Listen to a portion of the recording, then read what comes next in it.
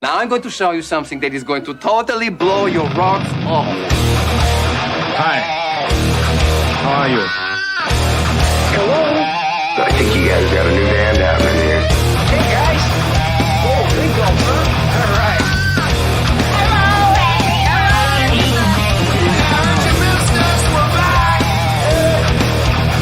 I'm talking to you the way I want to talk to you. If you have a problem, turn off your station.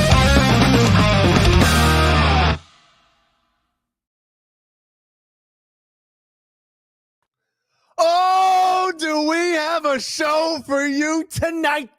Tonight. You're not going to believe it. Well, you probably can believe it because it's right there on the thumbnail. Man, it's a shame I had to hide her big ass titties. It's a real shame. But anyway, look, we got the Rum Meister. Steve Anderson is in the house, in the green room as we speak. But right now, on this beautiful Wednesday, we're going to bring in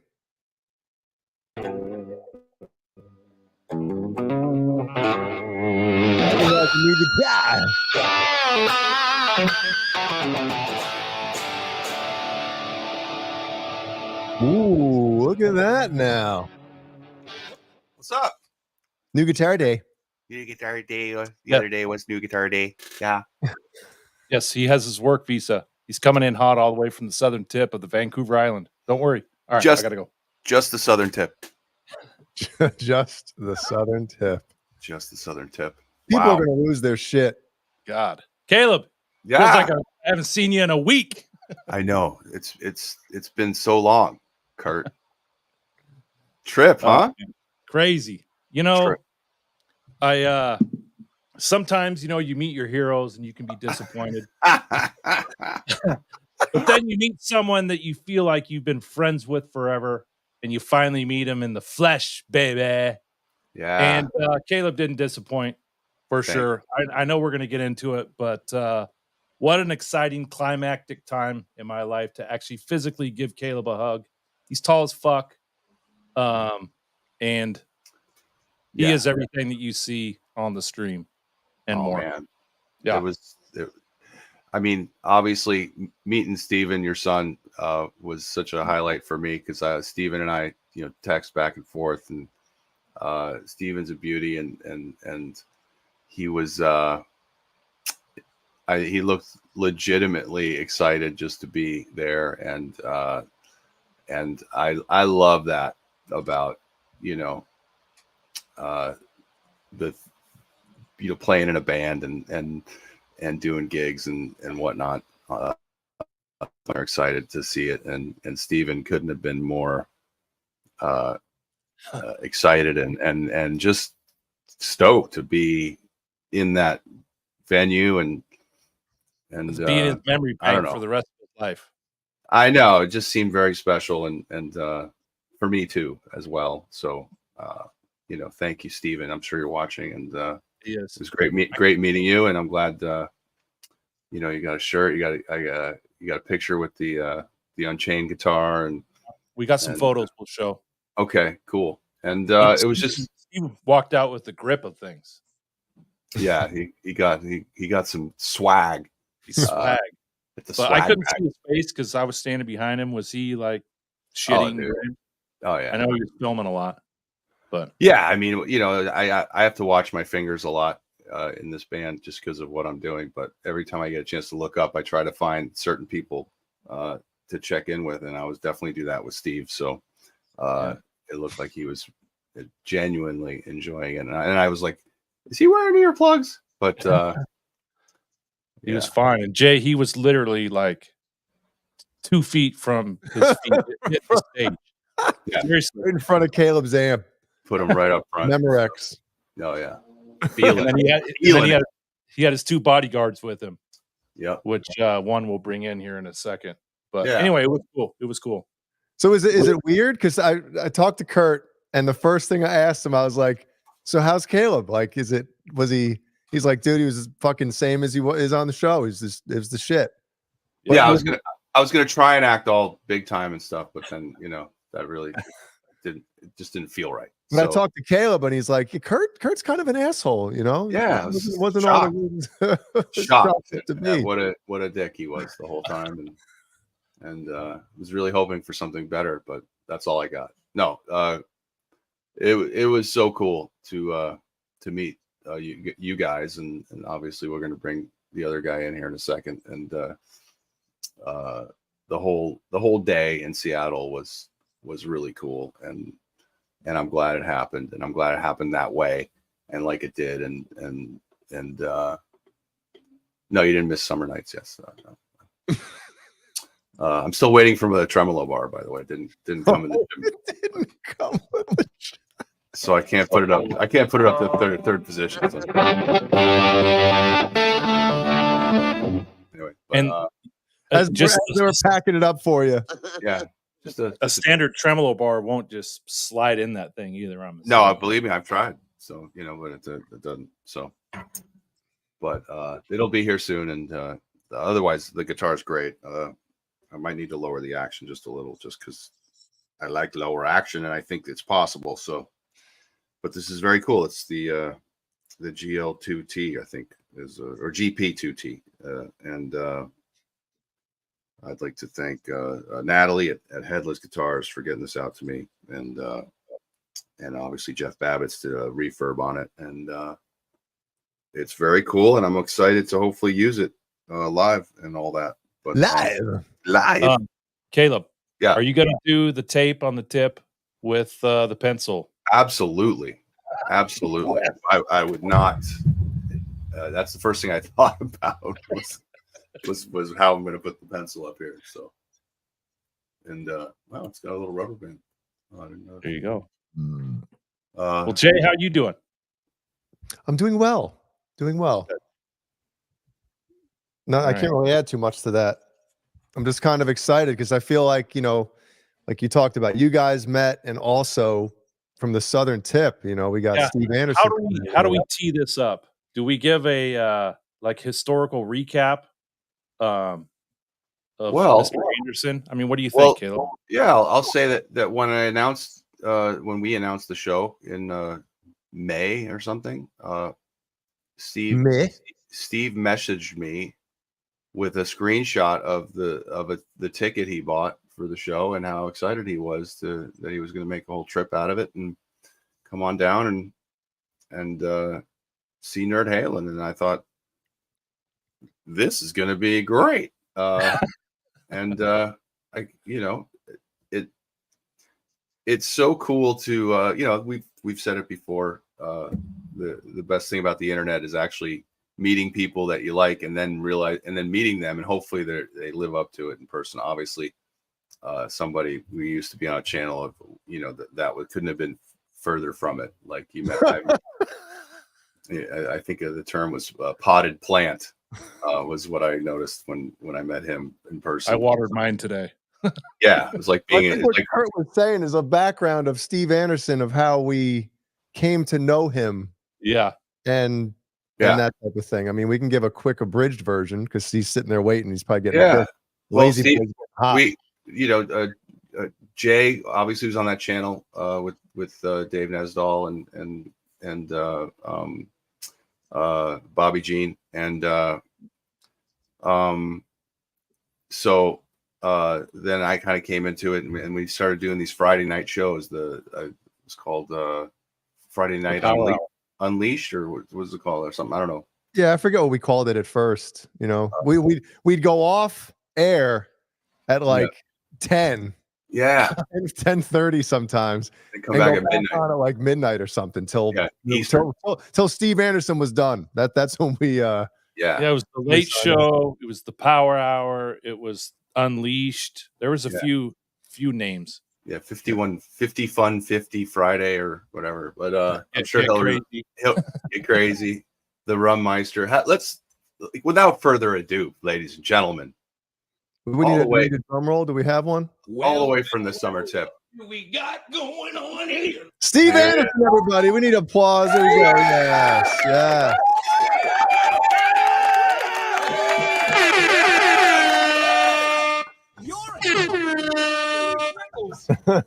You kidding me? Steve. Hi. You know what? Let's put Steve in the big box for a minute here. Oh my God. Yep. There he is. Everybody give a thumbs up for Steve Anderson in here. I only see 14. That's bullshit. That's bullshit. Yeah. No Crystal Pepsis, right? Yeah, we have R2, R3 locking that in the house. Oh, we're definitely we definitely have the roll call with Steve Anderson. Come on, I've been waiting for we years got for R2, this. R3. We got Blue or Knox. Is that what it? Blue Marks. Well, wait, Steve. A few things have changed in the 2+ years. Right now, before we do roll call, we got to roll with a little bit of this. Look at all the people here tonight. Wrong singer. Wrong Now singer. we're going. Right. Brendan B Squared, Zach Thong. I know that name. Yep. Renus Pinkle. He's been around a long time. He was called something else about 5 years ago. I can't remember what it was. Android 55, Cobra Kai Platoon. Wow. Patty Dill, Nelson Rodriguez, 40 Grit, KXM Rock. Cool. It's great. Before I forget later, I just want to thank everybody for having me here. I know it's a celebration of Nerd Halen's performance last Thursday, which was amazing. And everybody in the chat, if you have a chance to see Nerd Halen, you have to do it. Obviously, the guitar playing is amazing. As any guitar player has to cover Eddie Van Halen stuff, you got to know the dive bombs, you got to know the hammer-ons, you got to know all the little tricky details, and Caleb can do them all. And Hal's an amazing entertainer vocally, and I'm a massive drum fan. Any band I ever see, because I play guitars all the time, right? Yes, I have to say that I'm a massive drum fan, and Jeff does an amazing job. And I have to apologize to Victor because I wrote a story and I thought his name was Justin, but that's close. That's close. Very close. About the same letters, but I was a bit off. Yeah. A lot of Swedes named Justin. But go ahead. Okay. Yeah, right. And yeah, so anybody, if you get a chance to see Nerd Halen, you have to do it, and hopefully you can meet the guys. They're all super fun. It was a great night for all of us, and like Kurt said, it's one thing to you sort of know people on these podcasts and on TV, let's say, but when you can actually meet people in it, it was just, there was no friction with us or anything. Caleb needed help. I gave him help setting up, taking down, whatever he needed. I was there. And yeah, it was all positive vibes. We had lots of drinks. I was definitely not thirsty last Thursday night. Well, Steve, let's pump the brakes there a little bit. So I get there and Steve's like sweating because he's been in and out. We're in a basement. The air conditioning's, they got like a portable unit in the corner. And Caleb is kind enough to grace us with the Pacifico beer riders that he's got in the back room. So Steve and I are sucking down a couple of those, and Steve's sweating. And I go back to the bar and I'm like, all right, I'll take a rum and Coke. And she's like, what kind of rum do you want? And I'm like, I see Sailor Jerry's. Give me one of those. So she makes me a drink. She makes Steve a drink, and I hand it to Steve. And you would have thought I just given him a bottle of water on a desert island. He was like, oh, ice. Good call. Like how good was that, Steve? It saved my life because Caleb and I, we were sweating. Caleb's back was sweating. His chest was sweating. I was drenched. Yeah. Oh, you knew his ass, neck, and chest were sweating. Wow. I forgot you doing the little sweat check, but no. Here's what's cool about anybody who plays in a band or wants to. You help your bro with the gear, right? I've been doing it my whole life with my friends. If it's their show, I'm gonna both my hands are carrying stuff. And the first thing when I saw Steve across the street, he was just looking around, and I'm like, there he is. And I just went, Steve, and he turned, and then it's like we waited for traffic to stop, and he came across the street, and it's like a love romance movie. It was cool, man. It was slow motion. Exactly. And then one of them gets hit by a car. Yeah, exactly. But he instantly helped with the load in and everything, and I really appreciate that. He actually helped load out too after everything. But There's 17 so- rum and cokes. yeah, and Check. it was cool to have the Kurt and Steve and Steven in the room for the sound check was really fun, and they we just made them part of the whole thing, and I love that. Even one of my oldest friends, this guy Jack, who was the sound man for Tonic, he lives in Seattle. He was actually doing a sound gig in Orlando and flew home at like 7:00 and came straight from the airport to the show. Wow. And he's never seen the band, and I actually started weeping because I haven't seen Jack in 20 years, and just the memories I have with him and the times on the road. Like, he's one of my favorite people. So the fact that he came straight from the airport to see Nerd Halen and was awesome. And so the whole Seattle experience for me couldn't have been better. And just it was great. We had dinner, we had sushi, and I watched those two guys fight over paying for it. Yeah. Real quick, I know you guys are gonna reminisce and suck each other's dicks off again, but whenever you hear these horror stories, whether it's musicians or athletes, of like them getting food poisoning or diarrhea or whatever, it's always from some kind of seafood. And you motherfuckers do it. You motherfuckers.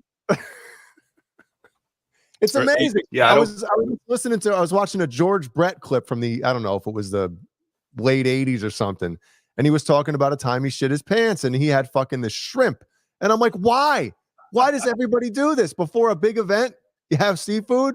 Come on. You got fresh seafood. Like, you could throw a baseball and hit the water from where we were at. Right, Caleb? Yeah. Just saying. Oh my God. The lunch I had earlier, I think I had fish tacos down at oh my God. Yeah, look at Jay. Like roulette. You guys are playing roulette out there on the road. But Jay goes to McDonald's and it's all good. So or at the hotel. No worries. Honey Nut Cheerios and milk. Yeah, no peanut worries. butter and jelly. Yeah, peanut butter and jelly. Shrimp had pine tar on it. Ah, that's good. So when I ordered the rum and coke for Steve, you'll get a kick out of this, Jay. So I knew Steve likes a lime in his drink. So I'm the only one at the bar. Literally, there's like 5 people there. Order the rum and coke. And you know the little tray that they have on the bar that you lift up and there's like orange, lime in there? She's making the drink and she sets it in front of me and I go to grab a lime out of there and she says, no, don't do that. Mm-hmm. Good. She's talking to a 3-year-old. And I'm like, I'm going to grab the one lime that I'm putting in my friend's drink and I'm going to drop it in there that has alcohol in it that's going to kill any bacteria. And so she had to do it herself. Like, it was some sort of law. Well, dude, no, but at the same time, you want some guy coming out of the shitter and fucking going in there after not washing his hands or anything and grabbing a lime that the one next to, you know what? I agree with that. Yeah. Yeah. Fucking Anyway. Kurt trying to grab fruit under the counter. Well, I'm not fingering the whole basket. Right, Steve? One and done. Right. Yes. How big is it? So Steve, so how's everything else going, man? How you been? Good. It's really, really busy. I'm going through a business buyout right now, which I've never done. See, in Canada, it's called a buyout. Buyout? Yeah. So I've been managing this house for 8 years now. It has 8 suites in it. That's something I do on the side, and my business partner's on the mainland in Vancouver. I was supposed to be bought out a year and a half ago, and it's lawyers and everything. So I'm just like, let me go. But if anybody has any advice that's been in a partnership business wise and has had a tough time getting out, please give me some advice. But it's in the lawyer's hands now, so I don't think it's going to take that long. Yeah. That's one thing. Quick. Oh, go ahead. Sorry. No, my dad just sent me a text. He's a big Yankee fan, And obviously, we're taping the show today on September 11th, the 23rd anniversary, and he sends me a picture of whoever's singing God Bless America.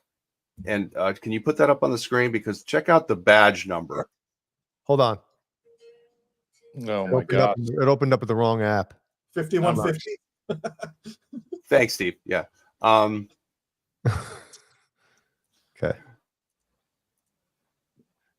Steve, you do great on Christmas, huh? You just tell everybody what they got before they open the present is. Yeah. Oh, cool. Lego set. Yeah. Oh, look at that. There you go. That's the coolest badge ever. That is so rad. Well, she must be a fan of the EVH police. That's the only thing I get right there. I know. Look at it. She's awesome. Pull over. You know what the shame is? She probably has no idea what an Eddie Van Halen is. Well, they probably laugh because the LA police code is crazy person. I don't know. I think that's all of them, right? Is it? I don't know. Yeah, I believe so. Okay. Probably nationwide. Cool. Yeah, I think so. Anyway, sorry, Steve, I interrupted you. Go ahead. It sounded like an intermission interview at a hockey game. Go ahead. With all the boats and stuff. Yeah, guys. So same day job, Monday to Friday. In the day, I'm a first aid attendant and safety officer for a construction company. And then outside of that, still stock trading, and the market's been doing really good. Last week there was a bit of a hiccup, but we're back on track again. Back. And then playing music with the guys at the Garage Mahal. Garage Mahal is still going, huh? Still open. Yeah, Saturday nights. Good times there. It's only like 5 miles from here, my buddy Jeff's house, and lots of birthday parties, anniversaries. This is the latest addition to my arsenal. Richie Kotzen. Hold on, let's see what you got here, buddy. Yeah, so this is a Fender Telecaster. You don't say. Yeah, this is the music I play with the guys I play with. It's classic rock. It's there's some Hendrix and Zeppelin and Neil Young, and they just great songs from the 60s, 70s, 80s even. But like a lot of it, I don't have to go into Van Halen mode, like dive bombing and whammy bar theatrics. So it's very this doesn't have a Floyd on it. But yeah, this is a really fat neck. It's wow. It's the baseball bat. Yeah. Yeah, no, it is, and it feels really great. Like it was always the Charvel EVH Art Series guitars. R2 nut. Yeah, those were my favorite necks, but this is, it's right in the same pocket for me. And the way it's always the neck and how it feels to me, and then the sound. This has a chopper T humbucking pickup in it. So even though it's a Telecaster and it's supposed to be sort of country and twangy, it's not. It has a contour body here. A Telecaster normally doesn't. It's very comfortable. It's got this weird notch here where it plugs in. Yeah. It kind of tapers a bit there. Sort of. That is weird. It almost looks like I cut it out. Yeah, I know. It looks like I smashed it on the table. Yeah. Yeah. Jay already sent it back. That's the one I sent back. That's right. It looks dented. Yeah, I've always liked Telly, Steve. But for me, they need to be beat up a little bit. You know? Yeah, right. I mean, that thing's in good shape. Yeah, it's all gold hardware. It's really pretty looking, I guess I'd say. But other than that, like even these eyelets here where the strings go in are gold.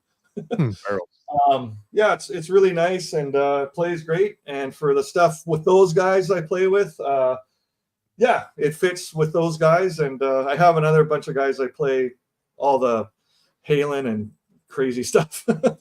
Yeah. Cool. That's your latest? Yeah, this is like 3 weeks ago. I played 2 gigs with it, and it sounds great. It feels great, and it just fits what we do. Like I can't grab the whammy bar. It's more about your own personal vibrato, if anything. So it's a different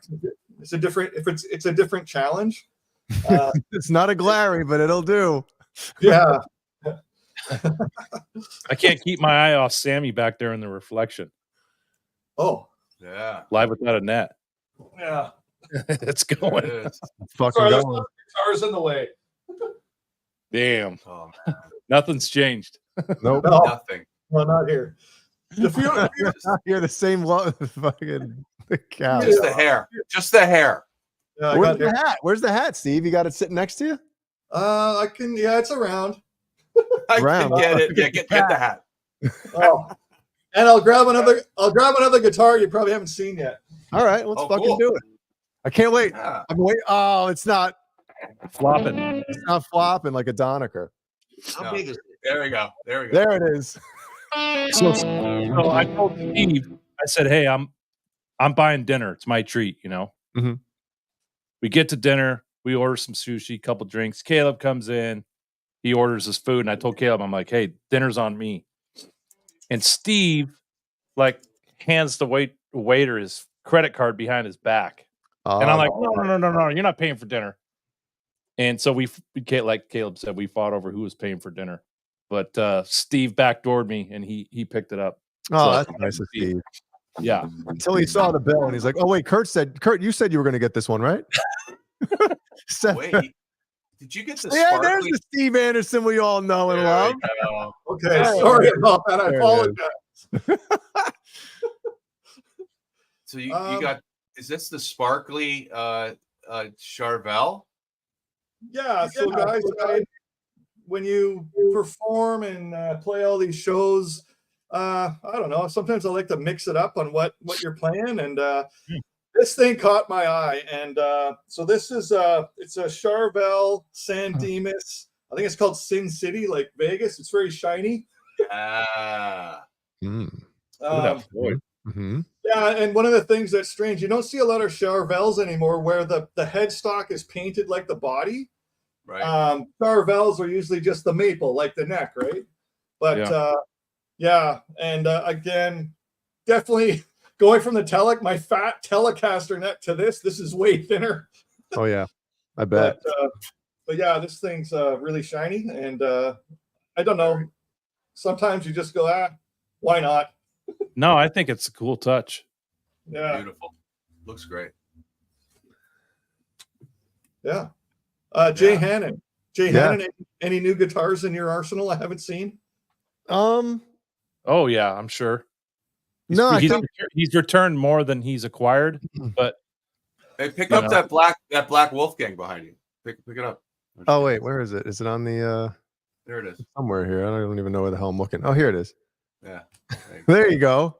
No. Now, Steve, I don't want to disappoint you, but it's been actually almost a year since I've really played guitar. I kind of stopped playing. Wow. Near the end of September last year. What happened? I started playing hockey again. After 20 years, I picked up hockey again. And I guess I have a brain where I can't hyper focus on more than one thing at a time. So someone had to take over for Caleb, because Caleb really almost bucked me off at the knees when I asked him if he was playing hockey. Yeah, so it sucks. I mean, don't get me wrong. I do miss playing a lot, but I don't know. That's about it. Huh. You'll play again.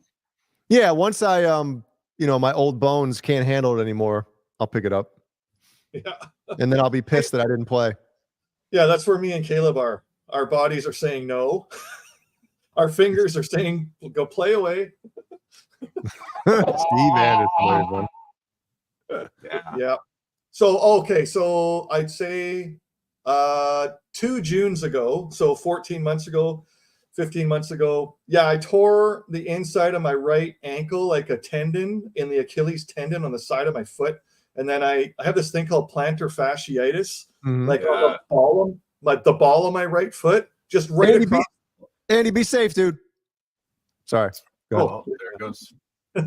And then I broke my pinky toe on my right foot. So my whole right foot is like, okay, stop what you're doing. How'd you break it? On the Lazy Boy? No, this is probably the most embarrassing thing ever. I am not kidding. I was wearing flip-flops. I went grocery shopping. I have my shopping cart. I'm in like the 4th aisle, and two ladies were in my way, and I just pulled my cart to one side, and man, I don't know, I was pulling away quick and I was walking fast, and I just turfed my pinky toe against the tire of my shopping cart. Down for the count. The two ladies, get the fuck out of the way. Did you yell at them? No, I was down for the count, and Caleb knows, like, it's not about me. I'm not yelling at the ladies. I'm not yelling at the children. I got to suck it up. Broken toe. Jay would say, don't wear flip-flops to the grocery store. No. Stop right there. Don't wear flip-flops. How about that? Fucking flip-flops. Steve, I'm with you. I wear them all summer. Yeah. Jay, you don't wear flip-flops? Fucking flip-flops. He wears Crocs. Out of here. You don't have every color of the EVH flip-flops. Dude, real hockey player. All hockey players come out of practice with flip-flops, buddy. I can't do flip-flops, man. It's almost like, don't get me wrong. I love, like, when women wear thongs. Like, that's the greatest shit ever. But I couldn't imagine having a fucking piece of dental floss between my ass cheeks, and it's the same thing between my toes. Like, I don't want to feel anything in between my toes. Oh, you can get the ones that are like sliders, like. I have those. I'll wear those. That's fine. Like kind of like sandal type of things. Those are more dangerous, in my opinion. Fucking flip flops. Yeah, see, Jason Lee, I haven't worn flip flops since I was 4. Oh my god. Yep. Hey, we got Quentin James in the house. Yeah, Quentin. Wow. That's so cool, dude. We got Steve Anderson on the channel.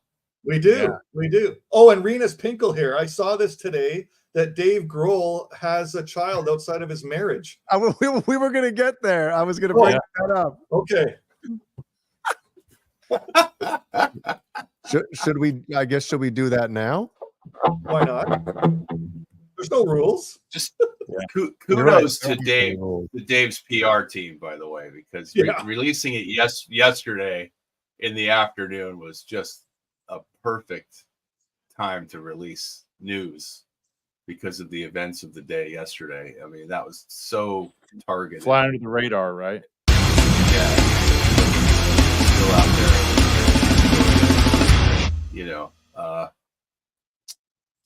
Okay, were you still talking that whole time behind us? Did you not see that pop up? Now I do. Did you Is that working? So the one thing that pops out to me, other than your dick, only sometimes, is, Caleb's right. Whoever his PR team is, he's got to give him a raise, because when you read this, it almost tries to make this out to be like a positive thing. Hold on. Is that Janet Reno or is that John Bon Jovi? Oh my God, you're right, dude. That was for you, Caleb. Wow. Sorry. Yeah, Bon Jovi saved a woman on a bridge yesterday too. So, the other day. Yeah. Did he? Interesting. Apparently, this woman not. Oh, I see it. Yeah. Wow. Yeah. I mean, obviously, he didn't sing for her. He didn't sing for her, but he told her to get down. So. Living on a prayer. she might have jumped if he started singing for her. So. That's bad. I'm sorry, John. Go ahead. You're a hero. Go ahead. No. I saw this last night and I was like, wow. Go ahead, Kurt. Do you know the details on? Is he getting the divorce with his wife, or is he staying with her? Because I've seen both, and I don't know which one's true. Well, today they say that he retained a lawyer, a divorce lawyer. Yeah. And yesterday it was just that quote. So, is there an update? I don't see an update. It's unknown that what's the status of their relationship. I can't imagine that it's not heading for a divorce, because headed for a heartbreak. When you, I agree with that. When you have a child with another woman, and it's over. You're obviously going to take care of that child. It's going to be your child as well. That might mess up the current family you're in. I don't know. Just that I'm just guessing here, but statistics. Yeah, Right? yeah. I mean, if they can still make it work, and Dave is a father of a kid, a girl out of wedlock, and they bring that child in, and then they're all like family, then wow, then the world is a more. It's weird, but it's beautiful because it is what it is. I mean, that it's still his kid, and he's obviously going to take care of it, and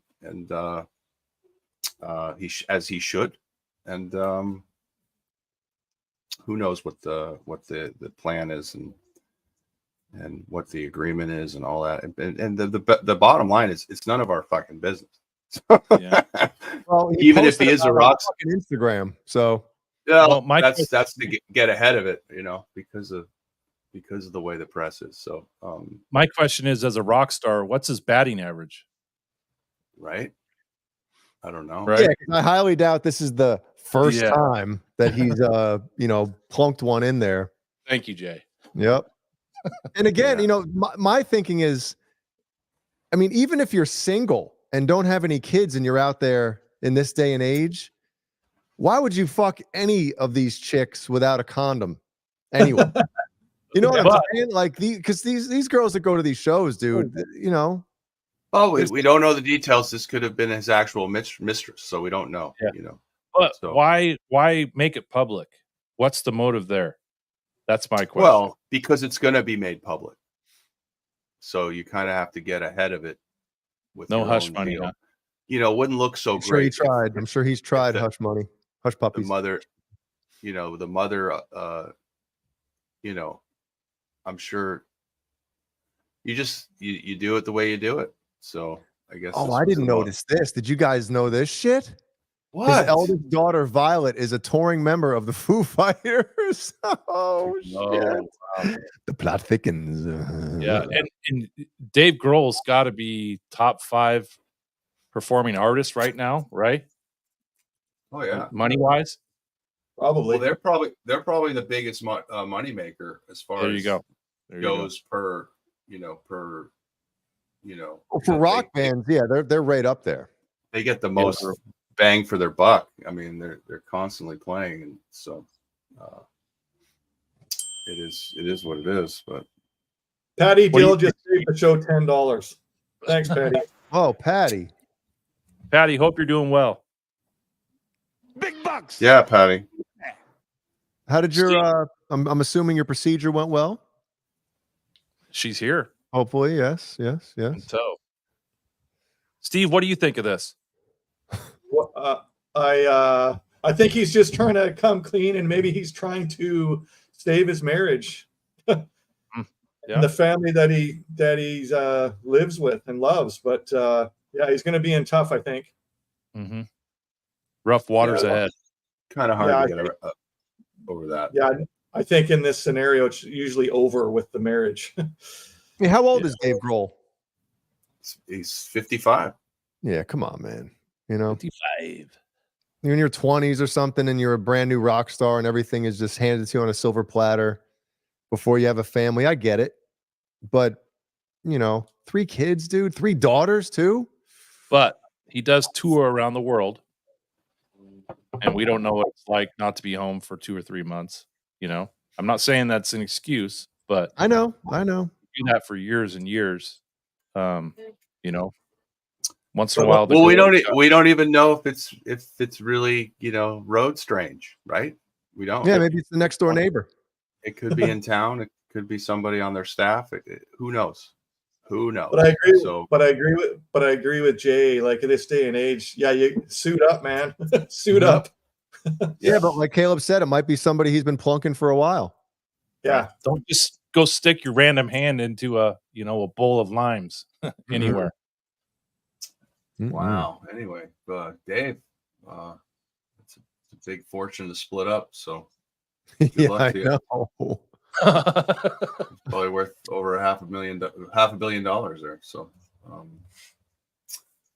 anyway, that's the world, man. You never know what's going on inside someone's marriage and whether they're happy or not, or whether they have an agreement. It doesn't look like they have one in this situation, but a lot of entertainers do. So. No, I know, but from her standpoint too. I mean, obviously it sucks no matter how you look at it, but embarrassing too, man. Like, fuck, Sure. Your star husband is having, it's like, fuck, right? Sucks. And it's not just he got a girl pregnant and whatever. It's they're gonna have it, and he's gonna support it and be the girl's father and all that. So that's definitely will turn things upside down. So yeah. Yeah. Anyway. What else we got going on here? Anything else exciting in the blabbermouth world? Did you guys see they announced the Super Bowl performer for this year? No. Non-rock. Shocking. I know. Since we talked about this a few months ago, let me see who it is. I didn't even recognize the name. Well, that's the prerequisite now. So for us. You mean Stephen Piercy's not doing the Super Bowl halftime? So. Kendrick Lamar. I don't even know Kendrick. I thought that was a basketball player. Me too. Kendrick Lamar. I had no idea who that is. There you go, Kendrick Lamar. Well, we've talked about this before. I mean, Steve, I don't know how you feel about this, but the NFL is all about getting the young fans, the teeny boppers and all that shit into football. They already got us. They already got the hard rock fans, the older generations. They don't need Metallica, even though we love that, to play at the halftime show. They need these groups and these, I don't even want to call them bands, these fucking entertainers, performers to do it so they get the people, the young kids in. And I totally understand. I don't like it, but I get it. You have to go for all ages and male and female, and whatever artist they can get that'll cater to the most people, that's who they want. Yep. Yeah. And you got to think too, there's some people that's the only football they watch is the Super Bowl. Yep. So you got to grab them as well. Yeah. It's all, I mean, what is it? It's a $20 billion industry, maybe more. Probably it might be more now. 100 billion. I mean, it's huge. These players are making $58 million a season. And then you also have to think about what's currently popular on the charts within that year. That's another part of it too. Yeah. And globally too. Yep. Worldwide. Yep. Yeah. Well, Bo Zeke wants to know, are young kids listening to this crap, though? If all kids are listening to rap, society is going to hell. Well, Steve, we can remember Bo Zeke? a whole other show. Oh, yeah. Well, they've been listening to it for a long time, and I guess society has gone to hell. So it's all good. But they said that about our music, too, right? So at one time they did. Yeah, they did. And, we'll see. Everyone grows up, apparently. So, wait a sec. Oh, I was going to read the first part. Lip syncing. Well, yeah, you're not allowed to. They don't allow bands to play live at the halftime show anymore. No. So let's just say Metallica got asked to do it. They would probably say no because they're not going to be able to perform live. Well, Lars's drums might be decent then. Yeah, Lars. No, we'll play the tape. We'll play the tape. But didn't they do something a couple years ago? They played in the parking lot of the Super Bowl, like before the Super Bowl. Yeah, the Raiders. Right? Yeah. Show or whatever, yeah. So with Guy Fieri. More fun. They were on like a big flatbed truck. Yeah. So it's probably Guy cool. Fieri was there. Guy Fieri. Guy. This guy. They look shy. I mean, Steve, you've missed a lot, man. No, I haven't missed anything. We got a Steinberger in the house. That's right. Okay, so Steve, I got a question for you. Kurt, I have a question for you. All right, good. ahead. When did you find out that we did start doing a show, and how did you find out? Ooh, good question. Good question. Kurt. Yeah, I think probably. I think a little birdie told him, and then it died. Go ahead. Oh my God. No, I knew once you got. I had talked to Jay before about doing something like sports related, or because he had something else going on with some other friends of his that he was thinking about doing a new podcast about sports or something, and so I. Yeah, and I kind of talked about it once, and like, yeah, hey man, I remember I messaged you one time. Yeah, I'd probably do something with you on the side if you wanted or whatever on a certain night, and then yeah, all of a sudden under the bus, I guess within the first like 9 episodes or whatever, I knew that you guys were doing something. Okay. And but then it's just schedules and craziness, and yeah, and here you are. What are we at? Episode 114. Yeah, right. Isn't it just nuts? Yeah, but I've chimed in like when I'm driving around the city meeting people or whatever, and I go on YouTube, and of course, whatever you're sort of subscribed to will come up. And then when you guys have been live, there's been the odd time I've said hi. Yeah, we see It's you. a highlight for us when we see you in there. Oh God. Yeah. Everybody watching, everybody gets a boner in the chat. Yeah. Well, remember, didn't we reach out though a while back? Maybe I don't know. I don't know if it was a year ago or not. Maybe a little less. But we were thinking about doing like a Saturday night type of like reunion show, having you on, John BL, nice. You know, The captain. the captain. Everybody is the captain. Did he ever move from his? Did the captain ever move from his dungeon? I hope. I don't know. Caleb, Okay. did you link up with the captain when you were in Denver?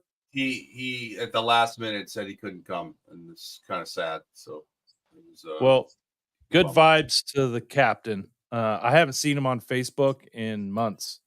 Yeah. So, Michael, hope you're doing well, man. Yeah, We're we thinking love you, about you. dude. Yeah. Yeah. Good dude.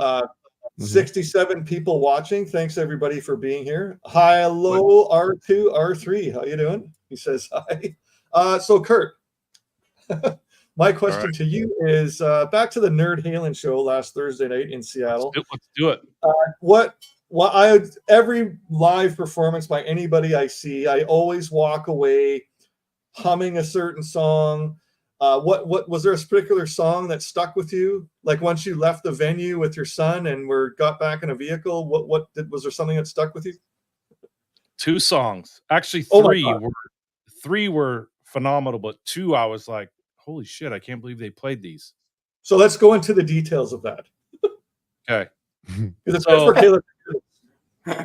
I've seen Caleb's set lists. I've seen lots of videos. I've seen the stuff on the cruise. I watched that whole show on the cruise. So I kind of knew a lot of the DLR stuff that they had been playing. Yeah.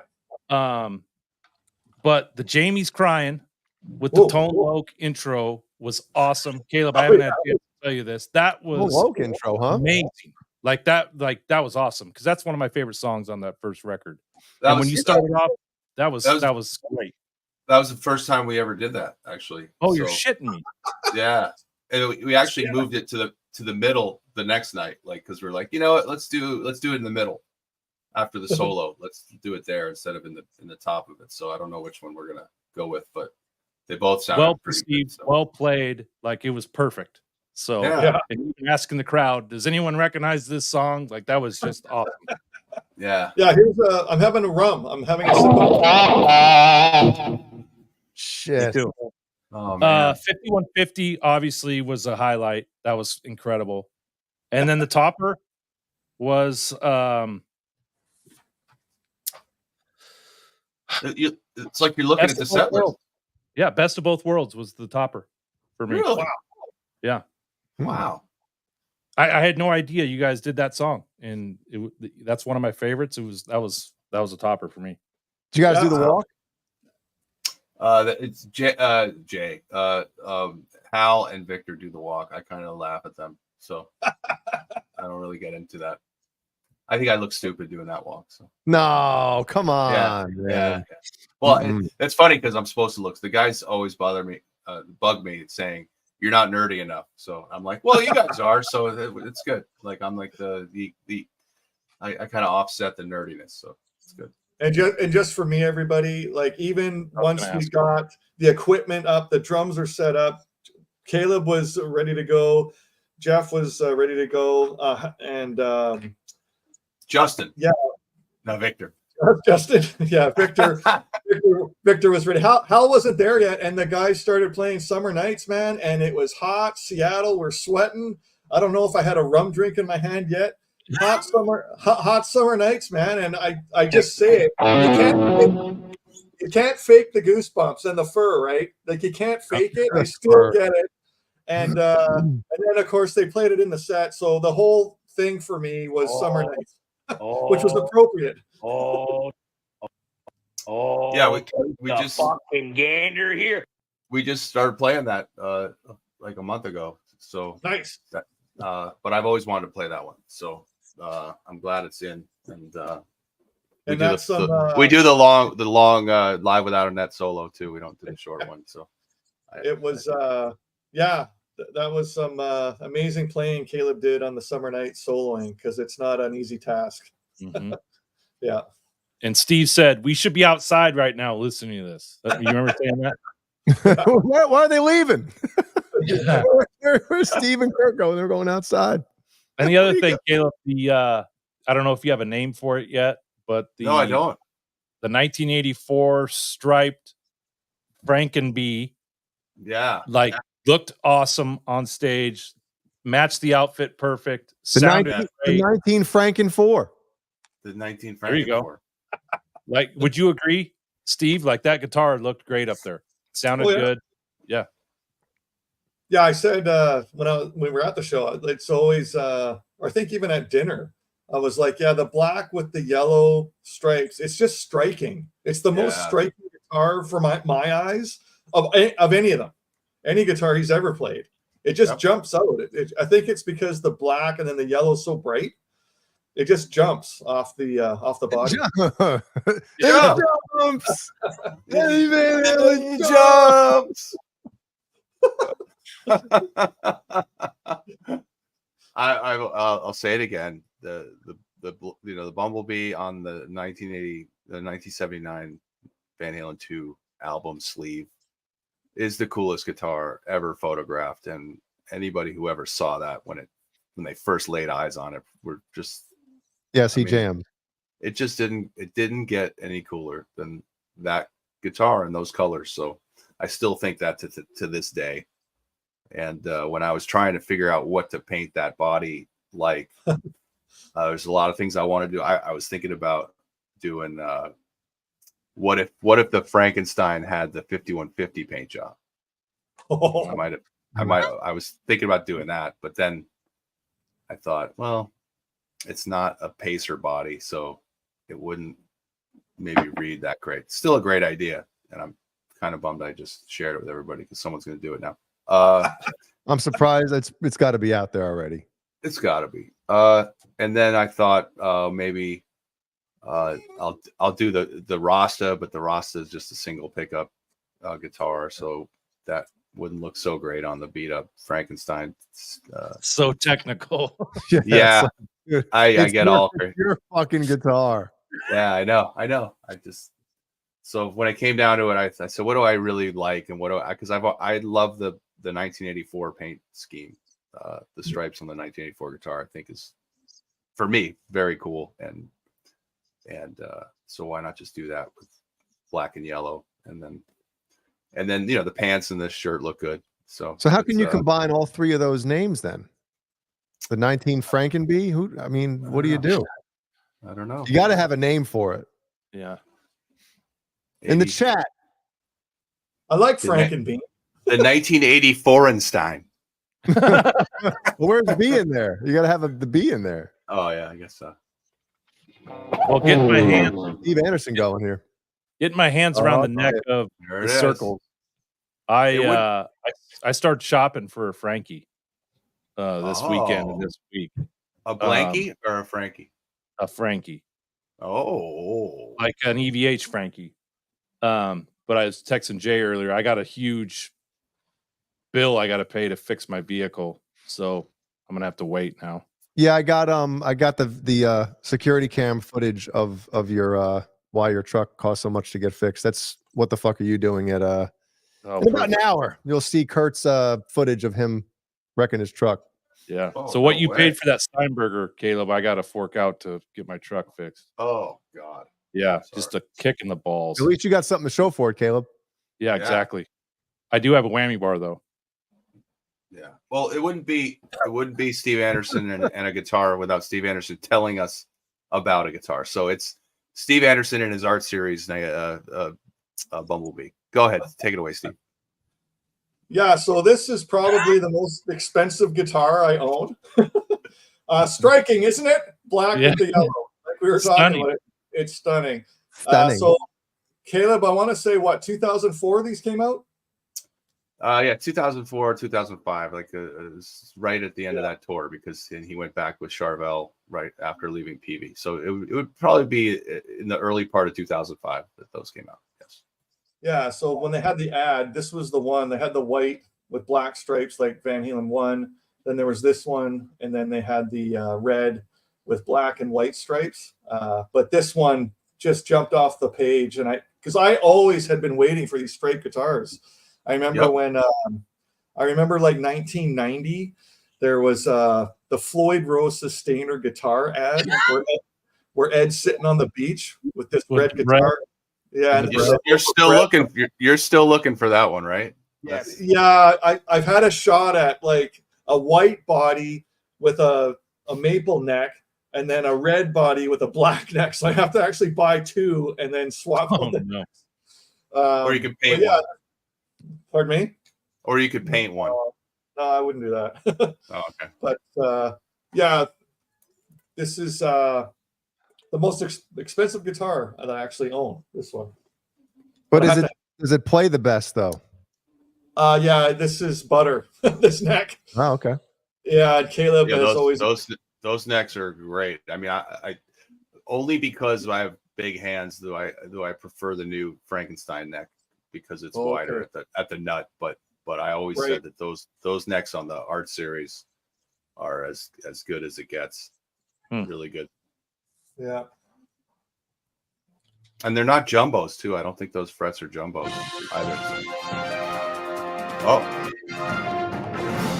Well, congratulations. All right. Way to go. Way to go. Yeah, he didn't play on that song though. So it's okay. He didn't play on the. Yeah, remember Steve? You bought that CD, the Gay Fire CD, and it wasn't even on it. It wasn't even on it.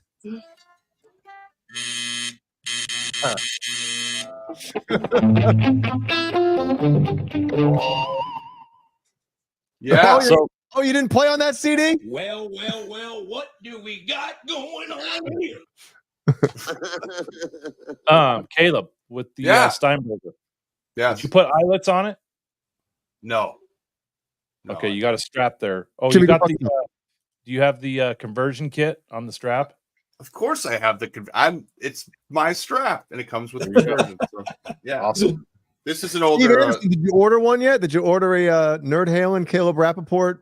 I have a Nerd Halen order to place because I liked Steven Kurt's son's OU812, but the Nerd Halen version shirt. Yeah, I do have the shirt Caleb gave me.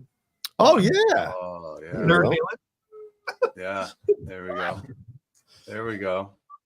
That's a represent. There you go. Did I hear a siren? That's me. I got ambulances going by. And, yeah. Oh, yeah. There we go. Have you seen this, Steve? I have not seen that photo before. That's Caleb. Yes. No, the one in the back. The tall one is Caleb. No, that's that's OJ. Oh, that's OJ. My brother's there with his arm around My brother. It's great. That same right hand he used to kill 2 people. Oh my god! I'm in front being stupid. It's a Photoshop, folks. I didn't have a plate that said guilty. I actually had a paper plate that had his signature on it, I believe. So there you go. That's 1980 right there. I'm just gonna put blood on it. Yeah, 1980, 1979. That's a long time ago. Yeah. Wow. Now what do you got, Steve? Oh, so this is also a Charvel EVH. Here we go. As you guys know, I'm sort of an investor in my life. So if I had one of them, like which one would be the second one to have? So I said I have to have one that's red with black and white stripes. Yep. So anyway, but this is one of the first 1,000. So these were recalled. So if you saw one of these first 1,000 hanging in a store, they were recalled and sent back because you can see the paint scheme screwed up in different spots. The seagulls are kind of screwed up. Oh, they're not even seagulls. They're yeah. It's like bagels. Yeah. Yeah. So these first 1,000 were recalled, but I obviously didn't send mine back because I was already bought. I know we touched on this years ago, but did I ever ask the question, or did anybody ever ask the question? Do we know how many actually got sent back? Because Steve, you're on the right path. Like if I bought that, and next thing you know, I'm hearing there's a recall because of the paint fin. I'm thinking like, whoa, these are going to be even more of a collector's item now. Yeah, that might be worth more than the Bumblebee, Steve, because of that paint job. Just saying. So I wonder how many are actually still out there and how many people actually sent back. What's the serial number? This thing? Surprised you don't know it by heart. 831. 831. Wow.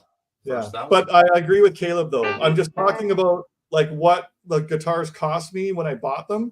That one, the Bumblebee was a bit more expensive because I bought that brand new, and this one was actually used. Oh, okay. Oh, Yeah. Second owner on a recall. Wow. so they can't come after him. Yeah.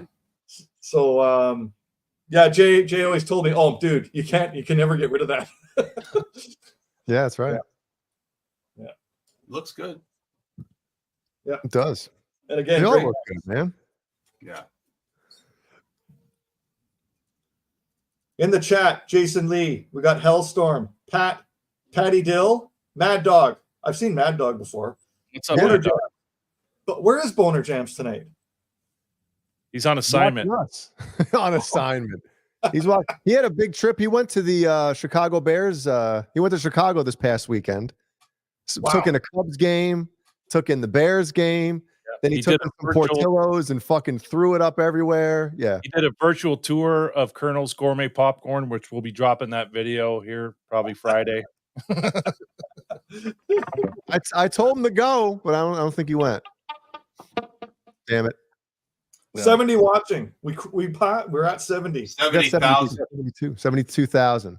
Yeah, we had a few zeros. Yeah. Are you gonna do a painted faceplate, or are you gonna keep it white? What's the plan? Well, there's no faceplate. It's a wood body, so there's the pick guard, but the body's a piece of wood. So okay. I don't know. I was thinking about just maybe cutting up some little stripes of black electrical tape and just putting them on and just giving it that vibe. So vinyl wrap. Yeah, so I want to maintain the it's like the Ernie ball I have. I'm not going to put the eyelets on or change it really anything to it. So it's a collector's item. So yeah, it's an investment. I'm not even sure if I'll feel comfortable like traveling with this. So although I could play all the standard songs on this. And it's a lighter load to take. So it's not a Peter North load. No, it's not Peter North. It's like a Tony load. It looks nerdy too. Yeah, it looks so. That's the thing. It looks totally nerdy. So I can play half the set on this guitar. It'll be fine. So back to the show. T. We'll call her T. Is she the owner of the venue? Manager? The manager, yeah. So before she escorted Steven and I out, she's like, "Hey, I got something for your son." I'm like, yeah, okay. What do you got?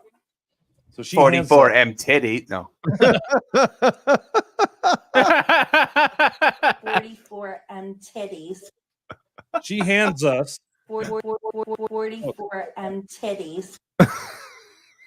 the new Unlawful Carnal Knowledge box set with the vinyls, the DVD, the CD, a DVD, a cool promo poster. Nice. Look at that.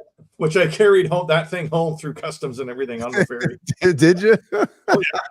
Yeah. How many did she give us? She gave us 3, and I think I gave Steve 1. Did you get picks too? No, wow. I got a Caleb pick. Okay. You guys got all that. I didn't get anything. Come on, get out of here, Caleb.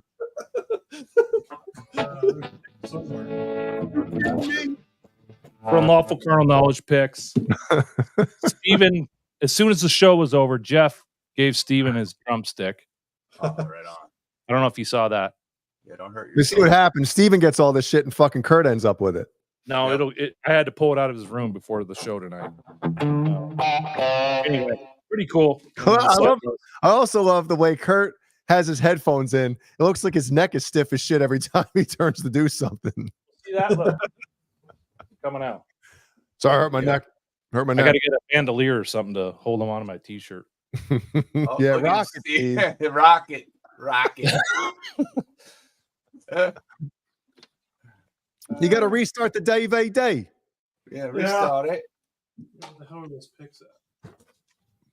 Oh, here we go. It's the shit. Dude. Just like old times, man. Yeah. Oh, he is restarting it. Yeah. So it was a fun show, and Steven had a great time. We talked about the show all the way home. It was cool. So what was Steven's favorite part? Or song, or just anything that he really, stuck out to him? I think just the beginning of the show, just the first 3 songs, he was just like blown away. Mm-hmm. He took a ton of videos. He likes both Hagar and Roth. He doesn't have a preference. So now my wife's deciding to vacuum right now in the middle of the show. You want to tell her? Tell her to vacuum herself to bed.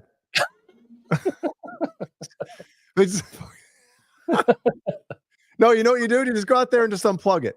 Don't even say anything. Just unplug it and walk back in. Don't even look at her. They love that shit. Yeah, it would go over well.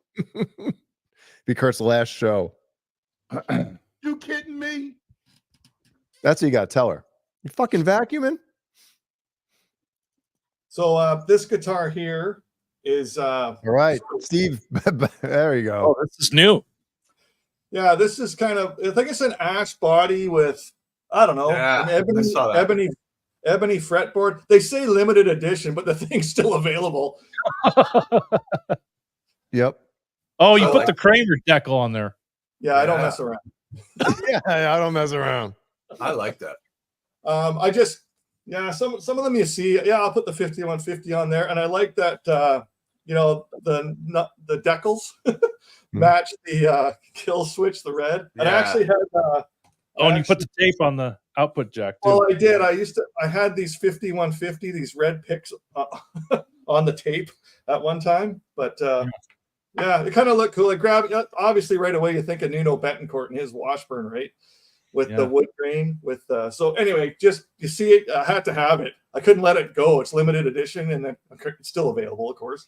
So basically, EVH gear, if you're watching, just put every fucking guitar limited edition coming out, and Steve Anderson will buy every one. Oh, did you put the decal on the big horn, the star decal? Did you put the other star decal on the inside horn? Yeah, of course. Why would I ask? Yeah, why would you ask? It's even facing the right way. Here, Kurt. We're professionals.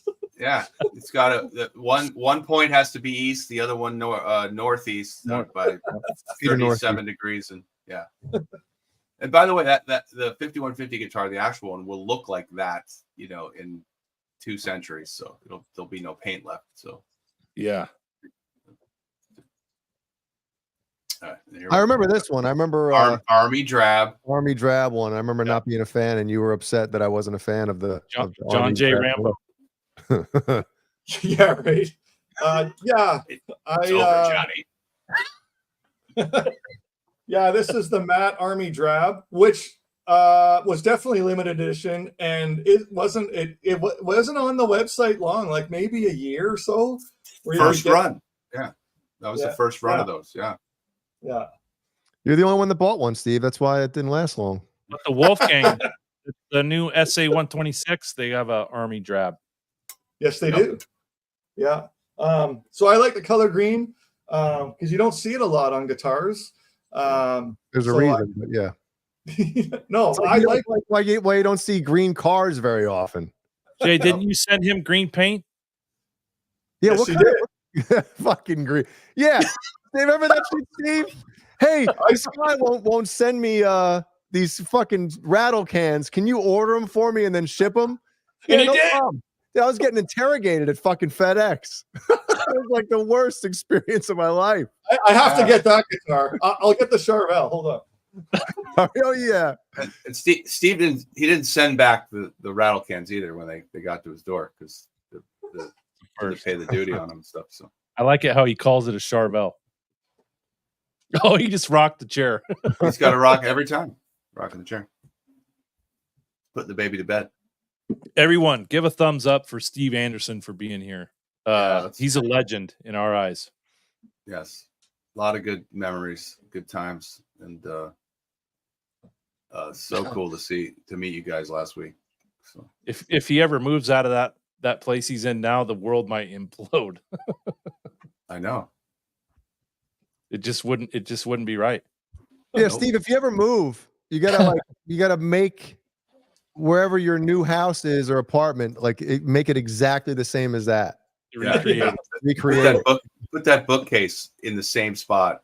And so this is the guitar that I built, and Jay Hannon was nice enough to send me the Schwinn Campus Green spray paint. Cool colors. Yeah. Right? Wasn't that the brand? Yep. It's like an old Pacer. I like that one better than the before Army the lawsuit. Drab. Yeah. You gotta wipe the dust off, right? Under the strings. Yeah, not the dust off. This is Musicraft body, Musicraft neck. Musicraft makes great necks, similar to the EVH Art Series Charvel. So Musicraft is licensed by Fender, but this neck, butter. That's all I can say. Big stick of butter. Big stick of butter. Big stick of butter. Hey, so what? Hold on, Quentin. What is this? I'm still catching grief for sending R2, R3 locking nut chocolate covered cashews. I don't understand. What's the problem? So,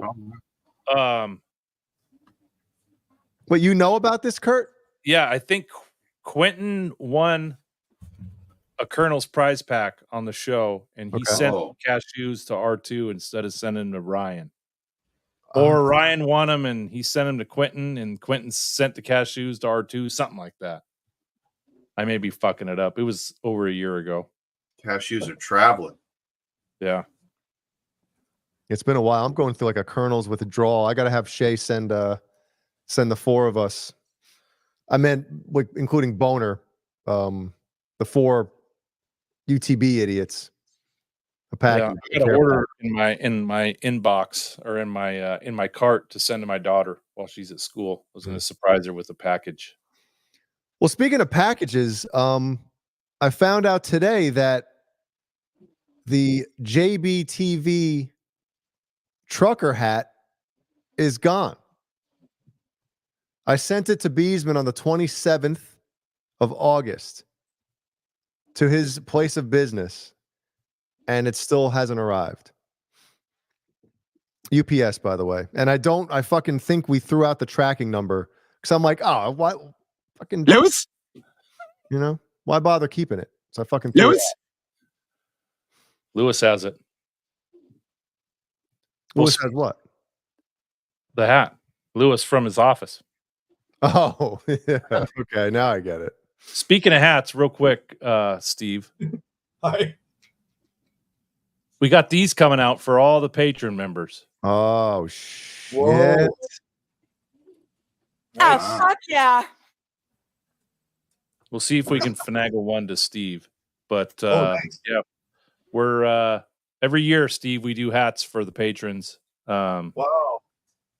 I think last year we did orange shirts, and this year we're doing so Halloween. They'll come before Halloween time. Oh, that's so the Halloween. Yeah, Halloween version. Halloween colors. Yep. Is that the first version of this hat, or is there different colors? Got there's black. Nice. And then we also have just like this with the white mesh. Mesh. Which one are you wearing, Jay? Are you wearing one? Yeah, the black on black. Yeah. See, I like that. Has the black and white, right? Yeah. I like the black on black. If I was to pick, I'd go the black on black. What was I looking at here? I wonder if Beezman, are you gonna make a Christmas edition? Fucking red and yellow, red and green. Jesus, fucking Bozo the Clown hat. So this is the first run of the Crop Circles guitar. Yeah. You'll see on all these guitars, I swap out the Floyd with the 1984 reissue. So this one, Kurt, you want to help me out with this? This is like Caleb's is like a satin matte finish. Matte. Yeah, and yours this is all smooth and glossy. Yeah, that's the word I was looking for, was glossy. Yeah. The original one. But I didn't even know that until I held Caleb's guitar before the show, that you can actually feel the lines on Caleb's. But this you can't. It's all just smooth. It's glossy. But Caleb's, which would be the newest version that came out of this, or I guess, what do we call it? The second run of these, I guess. Yeah, they wanted to do different. So yeah. Yeah. Bye. See you later. Yep. And Caleb swapped. He doesn't have many cronies left there, Jason Lee. There's not many cronies left. Yeah, Caleb swapped the neck out on his. And you know, you guys have talked about the Frankie neck, and I've played one or two at Guitar Center. But when I felt that thing last week, I was like, God damn, this thing feels good. Right? It's not just a made up story. No, and I know Jay has one, and he didn't return it. So that's the tell right there. Volume. Yep. Yeah. Jay didn't return a guitar. It's a keeper. Is it a Jay Hannon keeper? Yes. Okay. It's a keeper. Yeah, if you ever want to know about a guitar, and I have that guitar, and I still have that guitar, it's a good guitar. Yes. Yeah, Patty, this is my taxi cab driving hat. Taxi. Is that a go-to? Is that a go-to for you? What? The hat? No, this is only by request. Oh, okay. Nice. But it was a standard thing when I did shows. Yeah. I'm thinking the people were coming in like, who? We don't recognize him. And as soon as you put the hat on, oh. We went from 20 viewers to 60. Yeah. They look like identical twins. Yes, they do. That's a beauty, Caleb. What are you doing over there? He what was are you doing? showing us Frankie. Oh, I was showing the Frankie. Yeah, that's a beauty. Should I get my circles out? It's a beaut, Clark. It's a beaut. I should have got a Frankie, Jay, when you gave me the offer. Yeah. You should have. I kick myself every day in the shower thinking about it. Because there's two things. The guy, my connection, he doesn't work for them anymore. Yeah. And the price was like, fuck. How much is a Frankie now? 24. Yeah, 24. And I think, what was it, like 12 or something? I got it. Yeah. 800. Maybe it was 800. Yeah. I think it was. It's fucking crazy. Crazy for these shits. Yeah. When somebody offers you a Van Halen guitar for $800, you fucking take it. There it is. Look at that neck. Mm-hmm. Oh, you got a sticker on there. Was that on there? Yeah. When we saw it? Yeah. Okay. I forgot to do this at the end of the show. I did it in Portland, but I didn't do it in Seattle. So Caleb, that's some FU tone upgrades on the back. Yeah. Oh yeah. Nice. You know, I was going to ask you, Steve-O, why haven't you put any whatchamacallit, detuners on your guitars? Oh, because I don't do any drop D stuff. Okay. That's the straight answer. Okay. Mikey Mojo in the house. Mikey Mojo. Mikey Mojo. Mikey Mojo had a melee of celebrities visit his office today. What? Matthew McConaughey, Conor McGregor, Matthew McConaughey, Gronkowski, Matt Dillon, Matt Damon. Matt Dillon. Yeah, man, that looks good. Mm-hmm. Yeah, that's pretty cool. The gig. Yeah. Awesome. That was a great addition. Came out good. It's light too. This thing's so light. It's crazy. Wait, Corey Feldman was there too? No. Oh. No, at the Mikey Mojo. Oh, okay. Cantor Fitzgerald. Who's Fitzgerald that? Cantor. Who's that? I think he's a Yankees player, maybe. I don't know. The Yankees. Bill Clinton was there. Oh, was he? Yeah. Get the Where? fuck out of here. Where is this? Oh my At Mikey's God. office. Check his Instagram story if your finger can handle all the clicking. Oh my God. Check him out. All the celebs he was hobnobbing with today. Wow. He sent me a video. Conor McGregor was like calling some customer about stocks. He was trying to close the deal. It's pretty funny.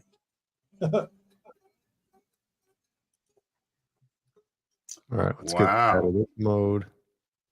So when does Nerd Halen play next? Here we go. Well, our Phoenix gig, the venue canceled us. Zane Dimmerman. That show on the 27th of September is no longer happening at the Nile. Now it's happening at Zim's Guitar Shop. Yeah, Zim's Guitar Shop. No, so right now we have nothing scheduled. Dane Zimmerman. So, wow. So we might never play again. Who knows? But you might have saw the second to last show. Too soon, Ryan. Way too soon. Caleb, don't read that. Yeah, don't get him fired up. It's all good. You can have that one, buddy. So look at this. I'm looking at Mike's story. You know, Caleb, I gotta say, after every once in a while we'll get like one of our amazing people in the chat will make a burner account of somebody, a Johnny Bean one or somebody else. I'm surprised, and I know this is probably going to trigger it. But I'm surprised there's not a Derek from Van Halen one yet. Is that his name? Yeah. Yeah. His avatar is him smoking a cigarette. I'm sure it'll be there. So Randy Price is on it right now.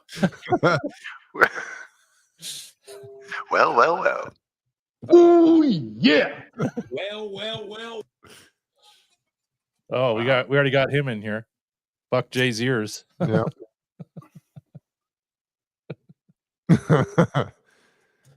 That's one. Yeah. Very cool. I'm gonna dig into the. Go dig. I'm gonna tell dig a into story. Who? I'm going to tell a story here. All right. Hold on. Crazy. Steve's going to dig into the archives. No, go ahead. I got to stay for that. I thought we were going to pull out the Kiss albums and the inside magazines going on here. Yeah, right.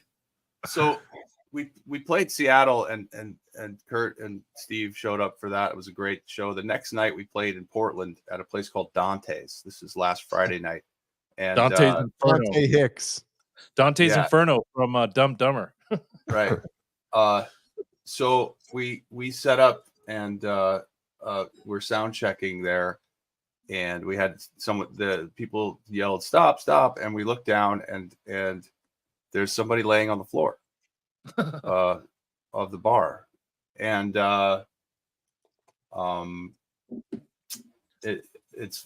Hal, our singer, has, he's told me that he's performed CPR like 3 times in his life and brought 3 people back, and I think that's incredible, and that everyone should learn CPR just for that reason, because you never know when you'll.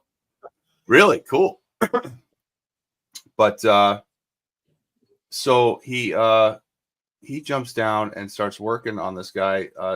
He wasn't doing CPR right away. It looked like he fell and hit his head, like he fainted or something. And then I look at Jeff and Victor on the stage and I say, Hal's brought in 3 people back from using CPR. And I'm like, well, glad he doesn't have to do that now. And I look back and Hal's doing CPR, doing chest compressions. I'm not laughing because it's funny. But long story short is they were able to bring him back a few times and lose him. And then the paramedics finally got there. And apparently the guy was a local regular at the Dante's, the bar, and was in there all the time. So they were all calling him by name, asking him to please come back.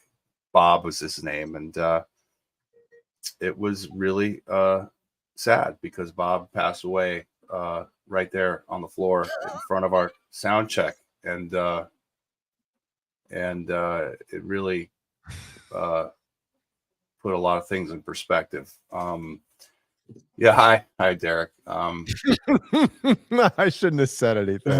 God. And so anyway, I don't have a drink right now, but I just send a toast out to Bob from Portland. He passed away at a Nerd Halen sound check, and that's, to me, like I won't forget that. And it really we were close to not playing in Portland, but the consensus was that the show must go on, and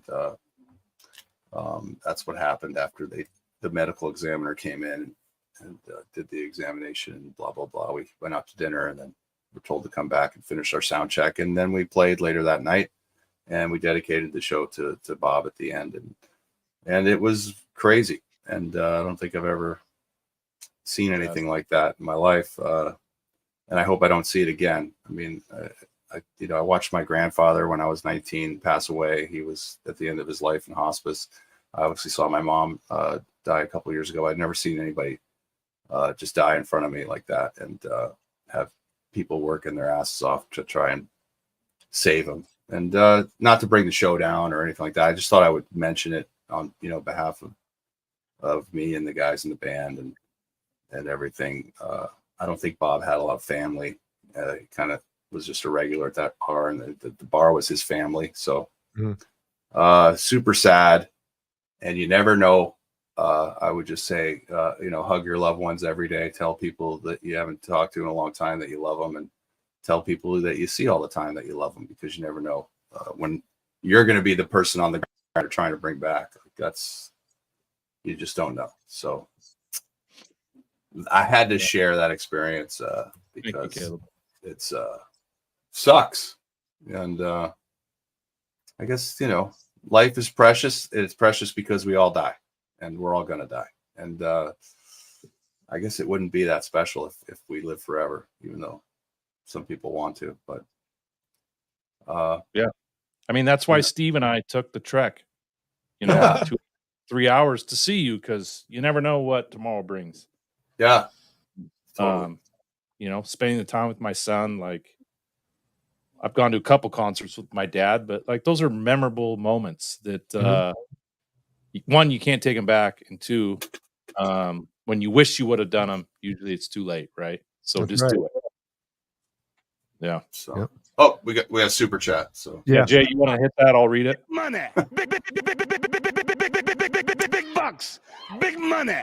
Thanks, Kurt. Today was charity at Tanter Fitzgerald's. We lost 635 folks at Tower 1 of World Trade September 11th. We have a Celebrity Charity Day every year for those families and other charities.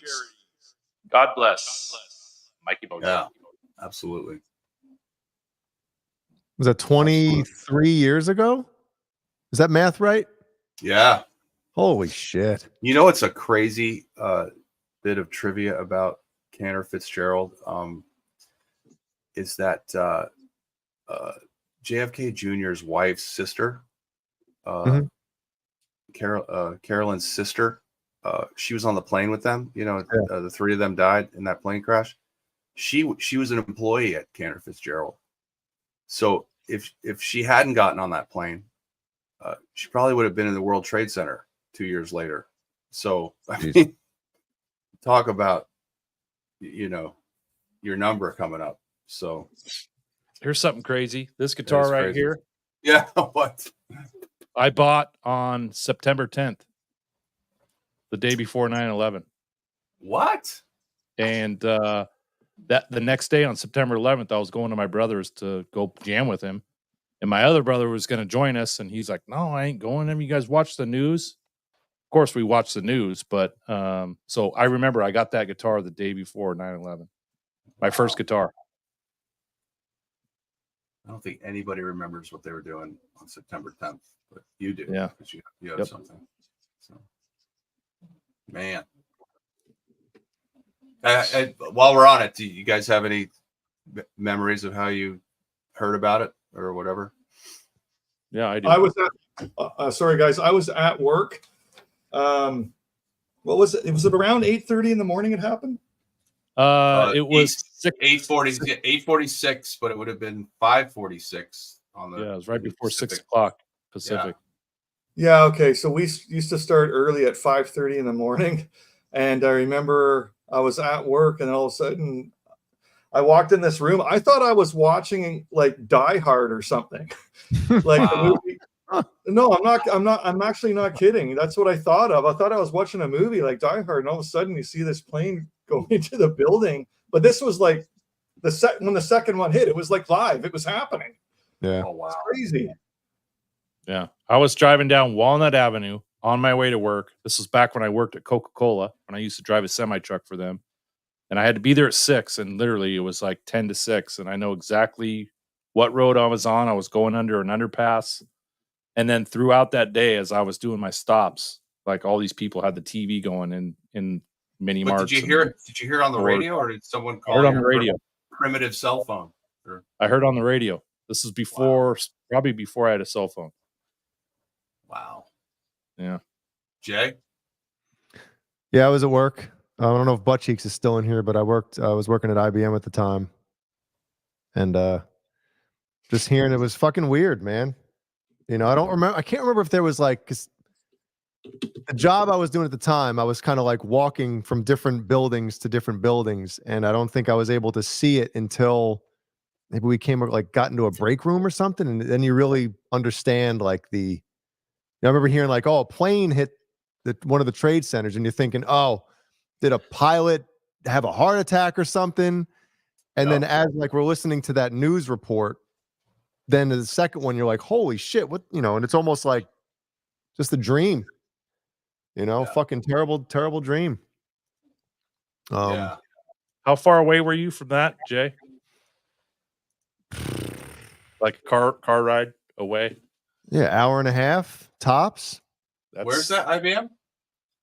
It was in East Fishkill, New York, but I lived in New Windsor. Yeah, which that's a hop, skip, and a jump, man. You know, you take the Beacon train to New York City, you're there in an hour and 15. Well, if that, probably less. You know, and you're driving. Wow. What about you, Caleb? I was sleeping, obviously. Tuesday morning. I'm not a day trader or a trader, so I'm not up that early, and definitely not driving a soda truck. I'm just some stoner in Brentwood, and the phone rings. It's one of my best friends, and he goes, "Dude, you watching?" And I'm like, "What? Huh?" And I go, "What's going on?" And he goes, "Dude, the world's ending." And I was because we all thought like, what's going to happen next? Right. I was like, "What?" And he goes, "Go turn on your TV." And I turn on the TV, and both towers were burning. I'd missed, everything. And I just remember sitting there. My roommate came out. We were watching and disbelief. But I'll never forget seeing the first tower fall, because people didn't really catch that. But I remember going, dude, it fell. It fell. Like because I remember seeing it, the image of it, just because the top of the building kind of went over and then down, and I'll never forget that. I was disbelief. And you lived close to that there when you were a kid, right? You're from the East Coast.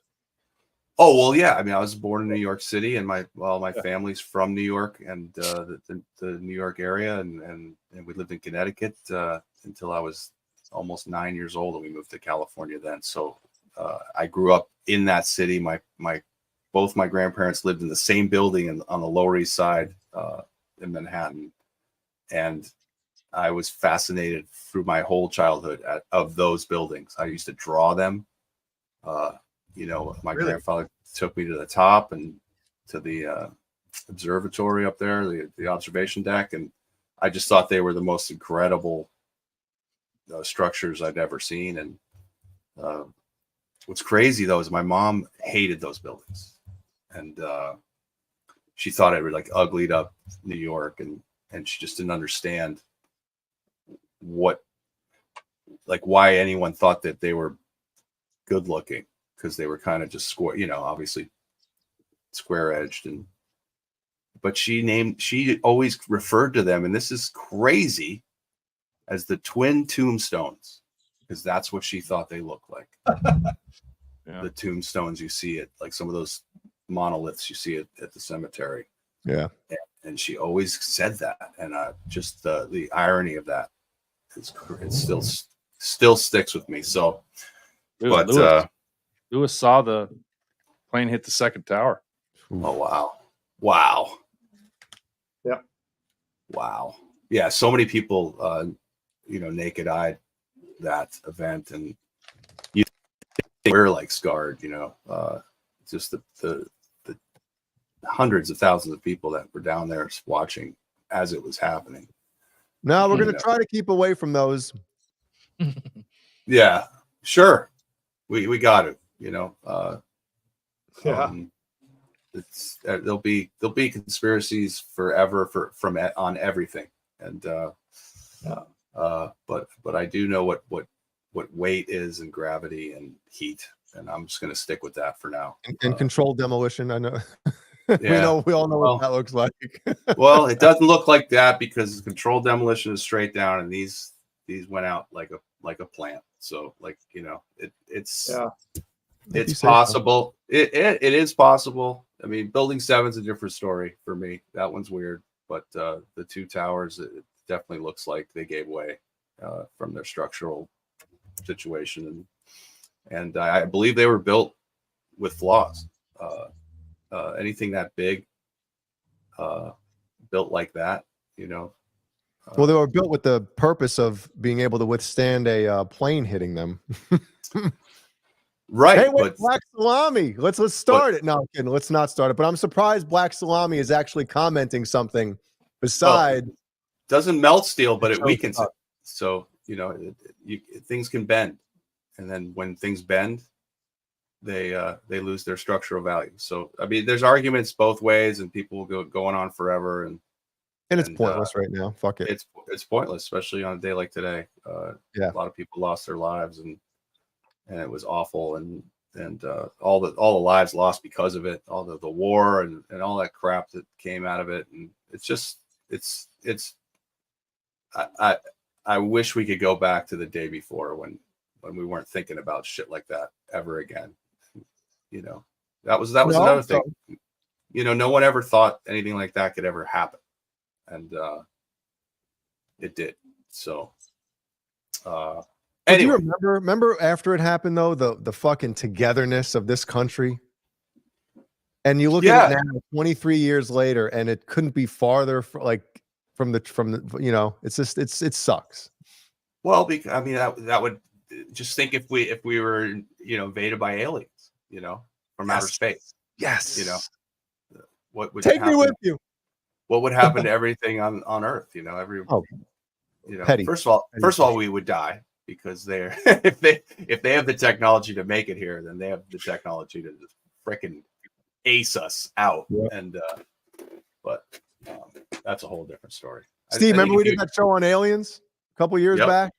Yep. Oh yeah, man. Saturday night. You guys should do another one on this channel. Yeah, but none of you guys are as into UFOs and aliens like I am. I was like, fuck, man. Okay, here we go. This is there's You're back. Yep. There's 70. There's two colors. Well, there's two colors of this guitar. There's only 75 made of each color, and I have one of each. This is the Washburn Sammy Hagar Cabo Wabo guitar. Yes. You see that the end of these, it's kind of end short. Like normally the body would come out longer, like curved. Yeah. But that's just Washburn guitars are like that. So it says Cabo Wabo right here at the what is that, 17th fret, Cabo Wabo. So only 75 of these were made. There's Sammy Hagar's signature. This is obviously the red. You don't get him to sign it, right? And here's that's one of 75, and here's the yellow. I like the yellow one. Yeah, I dig the yellow. Get some red accoutrements for that, Kurt. Yep. There's the Cabo Wabo and Sammy Hagar. So everybody in the chat, just so you know, I've been a regular Cabo Wabo canteener. Yeah, visitor. I went the club opened in 1990. The first time I went was 1993 for the 3rd anniversary of the club. And Sammy Hagar played. They were called Los Tres Gusanos.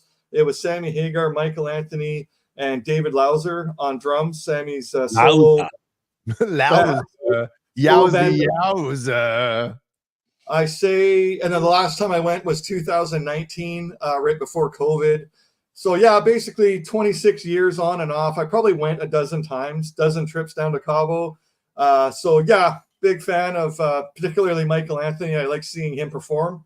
And always, just to sort of sum this up, the dream was always to see Eddie Van Halen and Eddie Van Halen perform at that club. So they played the opening in 1990. They played the 2nd anniversary in 92. And then I went in 93 on the 3rd anniversary. But yeah, it never happened. You know, the band split after the Balance era around 96, I guess. And Sammy went solo. Eventually, Michael Anthony got back in the fold with Sammy. And yeah, then Van Halen was kind of disappeared for a while. I think when does the timeline meet up where Sammy bought out the rest of the band?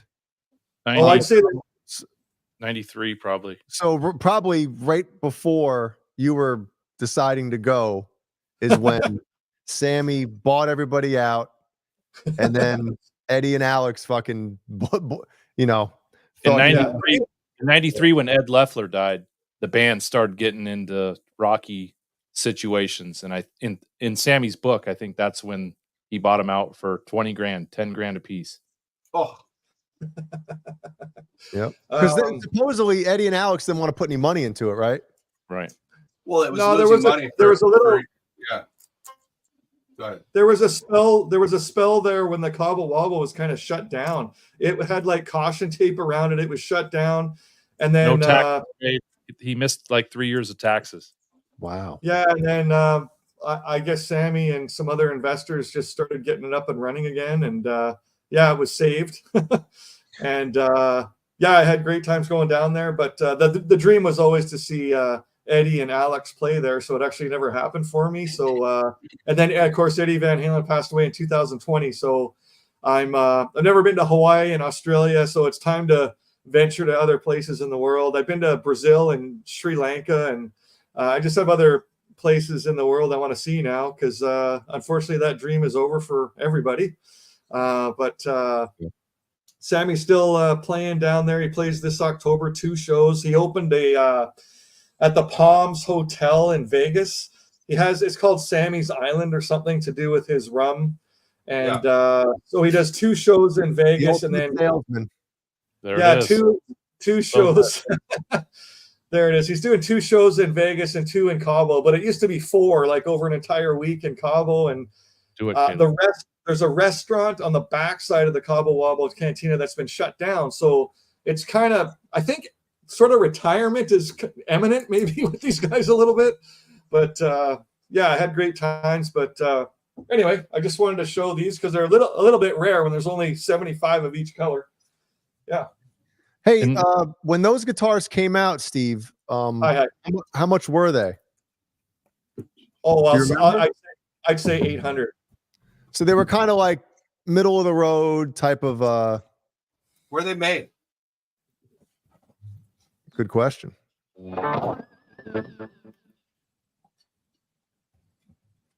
Made in Cabo Wabo. Yeah, right. I want to say Japan, but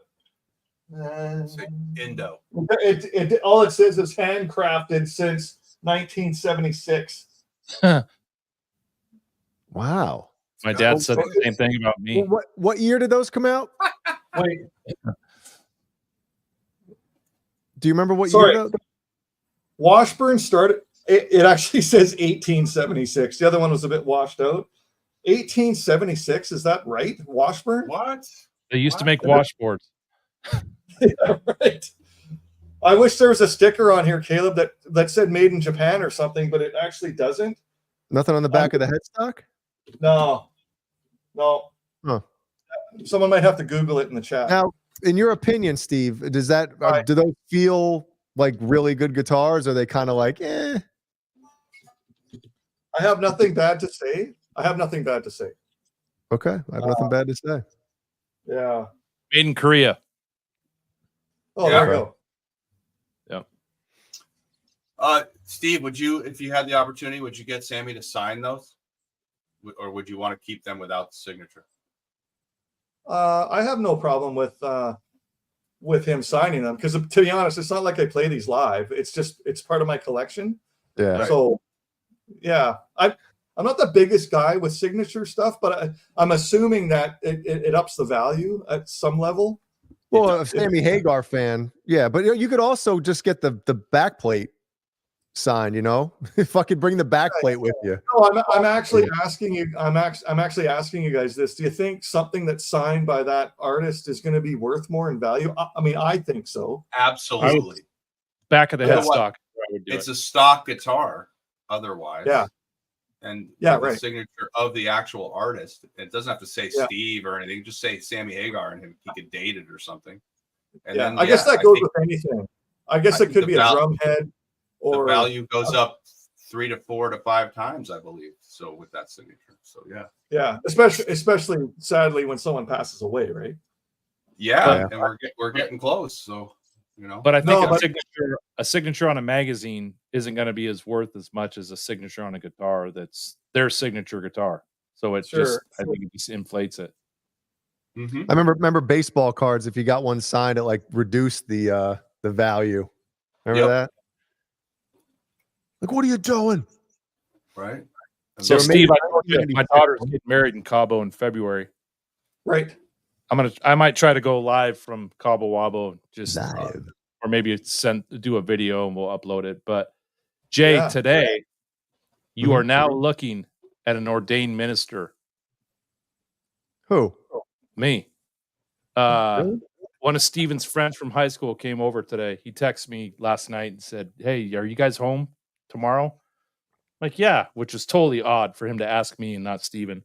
So he comes over and we're chatting, and he said, "Hey, him and his fiance are getting married in 3 weeks. Fiance.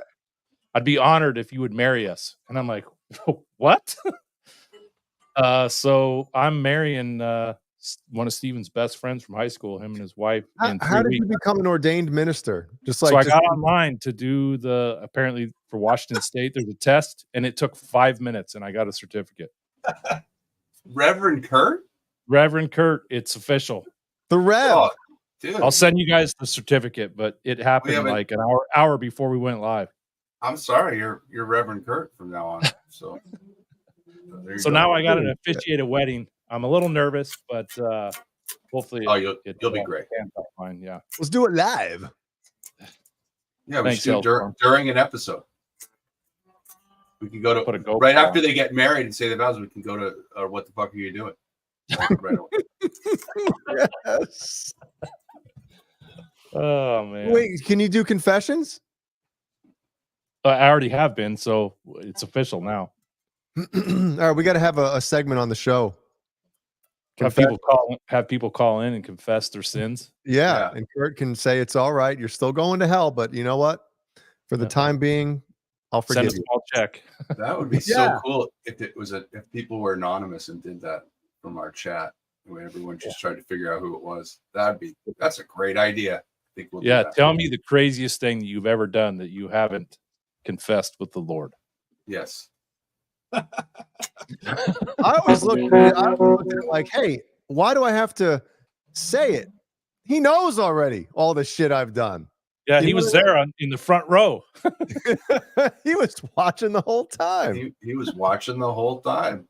Yeah. Me and Dave Grohl just going at it.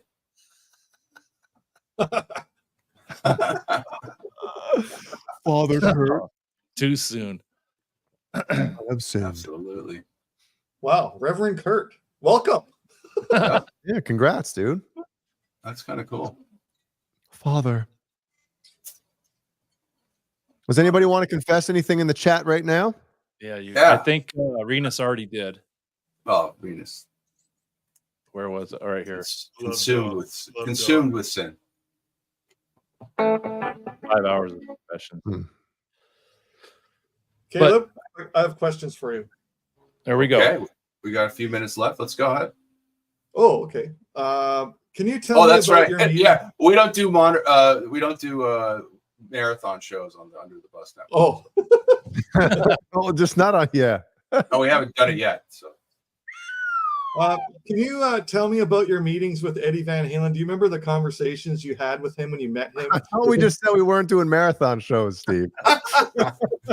yeah, I'll squeeze this in the last. Let me. Jeez, I got a tinkle so bad I can taste it. Wow. Well, there were 3 actual conversations. Right. The first one in 1983. Wow. March 18th, 1983. I was 13 and a half years old, and that was a good long time. That was over 3 hours, and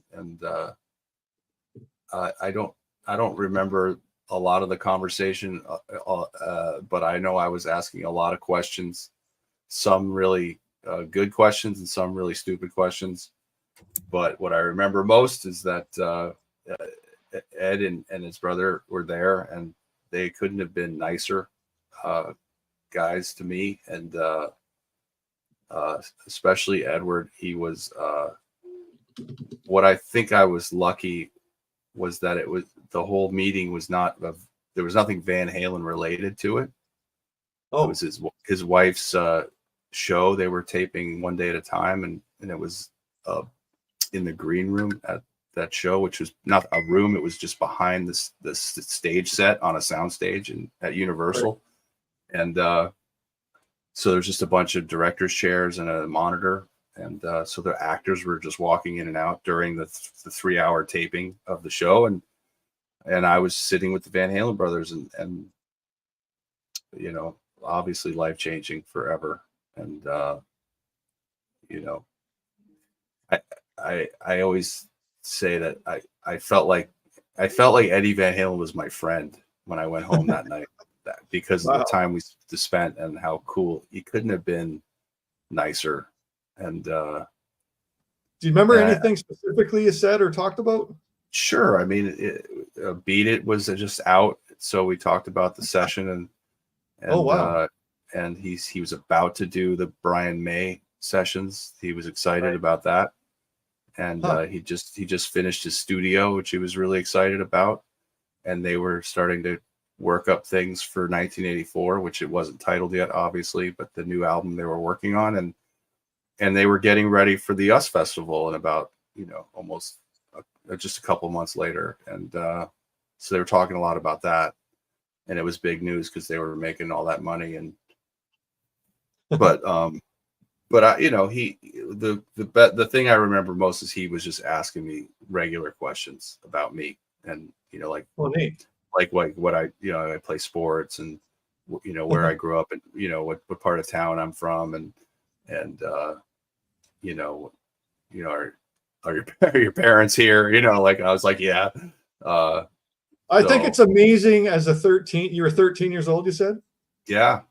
It's amazing you remember any of that conversation, because I wouldn't remember anything I said when I was 13 years old to anybody. Well, it was, you know, I do tell a story to people, and I have a lot in the last several years because of these Van Halen channels and everything, and people ask, and some of the interviews that I've done,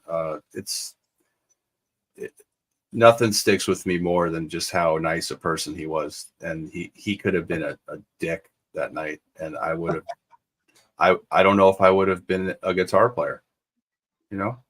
I don't know if I would have wanted to go home and listen closely to those records like I never did before. I knew the record. I had some of the records. I knew the songs, but I didn't listen close. I didn't listen closely. Right. And so when I listened closely, it all changed for me. I didn't know when I went home that I wanted to play guitar. I know when I went home and listened to those songs closely, that's when I knew I wanted to play electric guitar. And but it was definitely the way he was at just person to person, right? You know, not just being the greatest guitar god in the world, just being a guy and having a conversation and being interested in you. Like his eye contact, I remember that part. Like he was there with you at that moment. Right. And you kept having to like go, dude, Eddie Van Halen is staring right into my pupils, you know, like, and that's weird.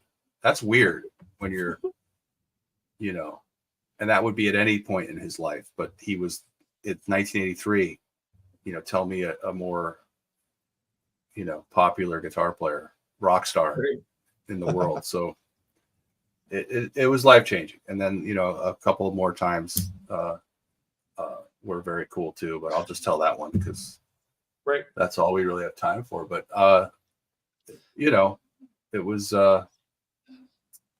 yeah, I mean, what would my life be if that night didn't happen? So who knows? I might have been an athlete, so you never know. It'd be shitty because you wouldn't be here with us right now. Yeah, but I would have kept playing baseball, and you know, who knows? Something might have happened that way. So Steve and I may have never met you. Oh, for sure. That's right. That's right. Well, that was a great day. All my greatest relationships and friends and people I know are all from music, all from guitar, all from my love of music. You know, it really is the truth. Like it all comes from there. So big bucks, big money. Okay, pass the hat, you sinners. That's CC. Thank you, CC. Oh, it is okay. Yeah, Deville. Thank you. Well, Steve Anderson, folks, what a treat. 2 hours. What happened? We just lost 2 hours. It's a record. That's what happens here. So Steve, do you want to stay on for our final segment, or do you want to? You can stay on for it with us, right? Final segment? Do a little post game with us too. All right. Look at this. It starts in about 30 seconds. We'll be back at midnight. 8 hours long. We'll be back at midnight. What's up, Cobra Kai?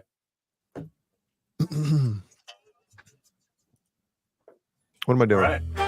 The fuck are you doing?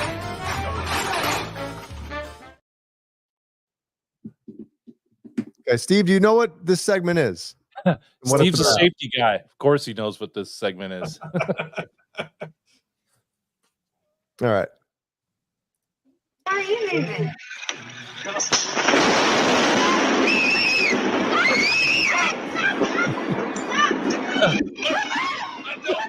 What?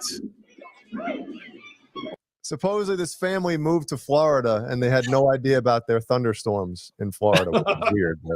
But listen to this fucking. Are you leaving?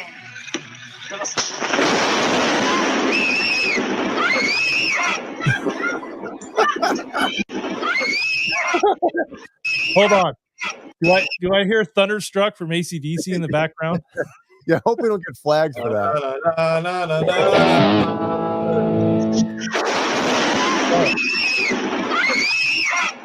Look at that guy. What I love the little shuffle there. Yeah, it's like a break band on the cardboard. I don't know.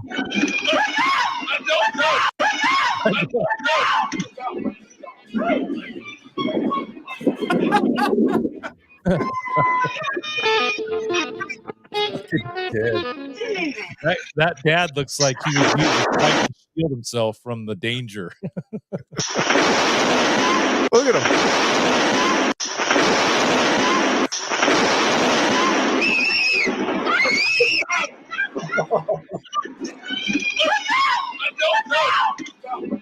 I don't know. Caleb, would you say he's athletic? The kid, did you see how fast the kid ran? Like, wow. You know, the father. He falls over the scooter.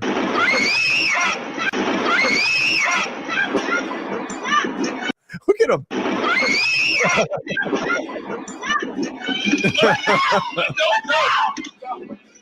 They probably thought a bomb was going off. Oh my God. And Jay's kids would have stood out there and looked in the sky and be like, oh, that's nothing. Wow. Now, I know you guys had a concert. You know, sometimes after you go to a show, you're walking home and from the city or in the city. Oh, yeah. And sometimes you want a slice of pizza, you want a burger, you know, especially like in those big cities. These places are open all night. Well, Is there a drive-through now? I don't know what this place is, but it looks pretty cool, right? It's like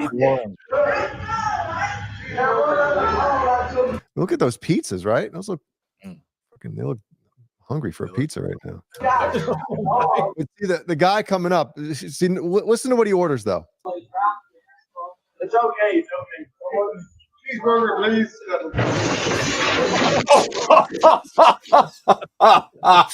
Cheeseburger, please. He doesn't want a pizza. He wants a cheeseburger, please. It's okay. Cheeseburger, please. There's 2 pieces left, 2 slices. Oh, 3 guys. Full glass. he That just did glass like, isn't cheap. yeah, he just did like like $5,000 worth of damage there. He tried to grab it. Look at his one buddy. He left. With the white hat on, just walks away.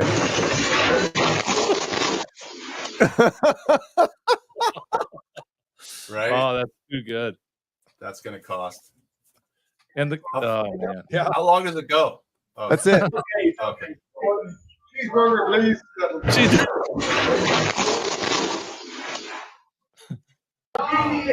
it. But watch the guy's head spin and look at the guy that works there. This is Brody in Chicago after the Bears game.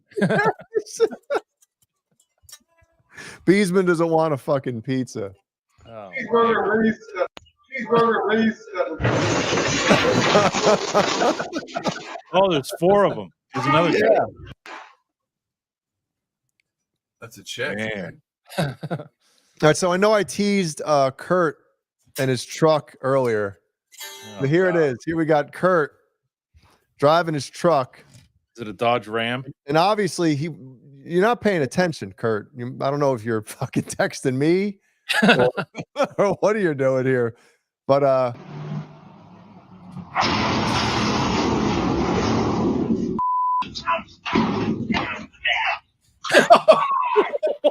he took off his toupee. Oh, it's a hat. What an idiot. That's the type of truck I have. But it's Kurt, great. pay attention. Don't text and drive.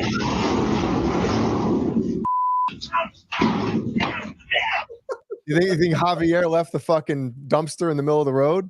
Yeah, no shit. Oh.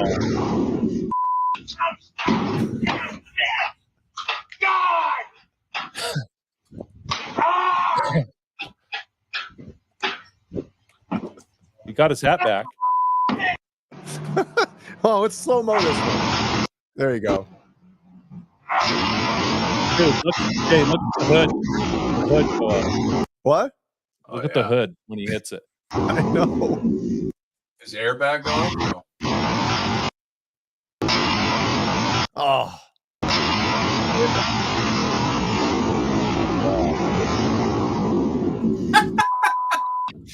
Yeah. Like he must have been looking the other direction. Right? Look at his phone, dude.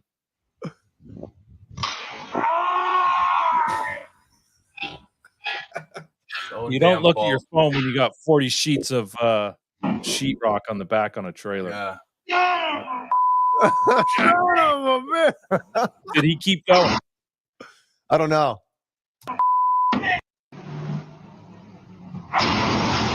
Yeah, he was on his way to rebuild a pizza place. Yeah. There you go. Oh, that fucking sound, man. See, we gotta ask Beezman next week or whenever he's on again. What does this go under?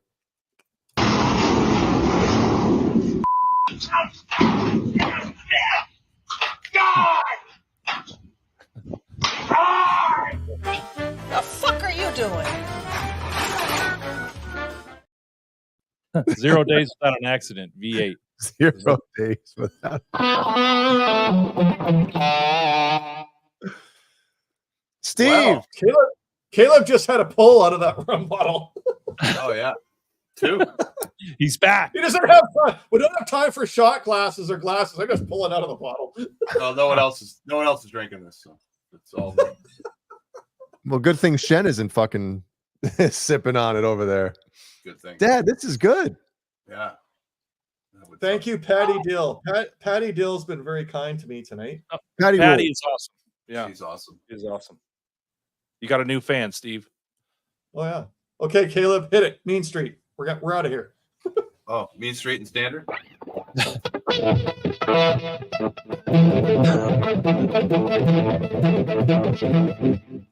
there you go. Thanks, everybody. If anybody wants the real picture of that, let me know. Thank you, everyone, for watching. And Steve, it was a pleasure having you on. Thanks, guys. You're a legend. Well, yes. I met the legends. That's meeting you guys. Yeah, you did. Thanks, Steve. Good to see you. Oh, you're welcome. We'll see everybody next time, I guess, huh? Yeah, man. Oh, thanks to the channel members and patrons. We fucked up. We forgot you guys tonight, but we'll get you next week. Get you next week. Steve Anderson, everybody. Woo! Bleh.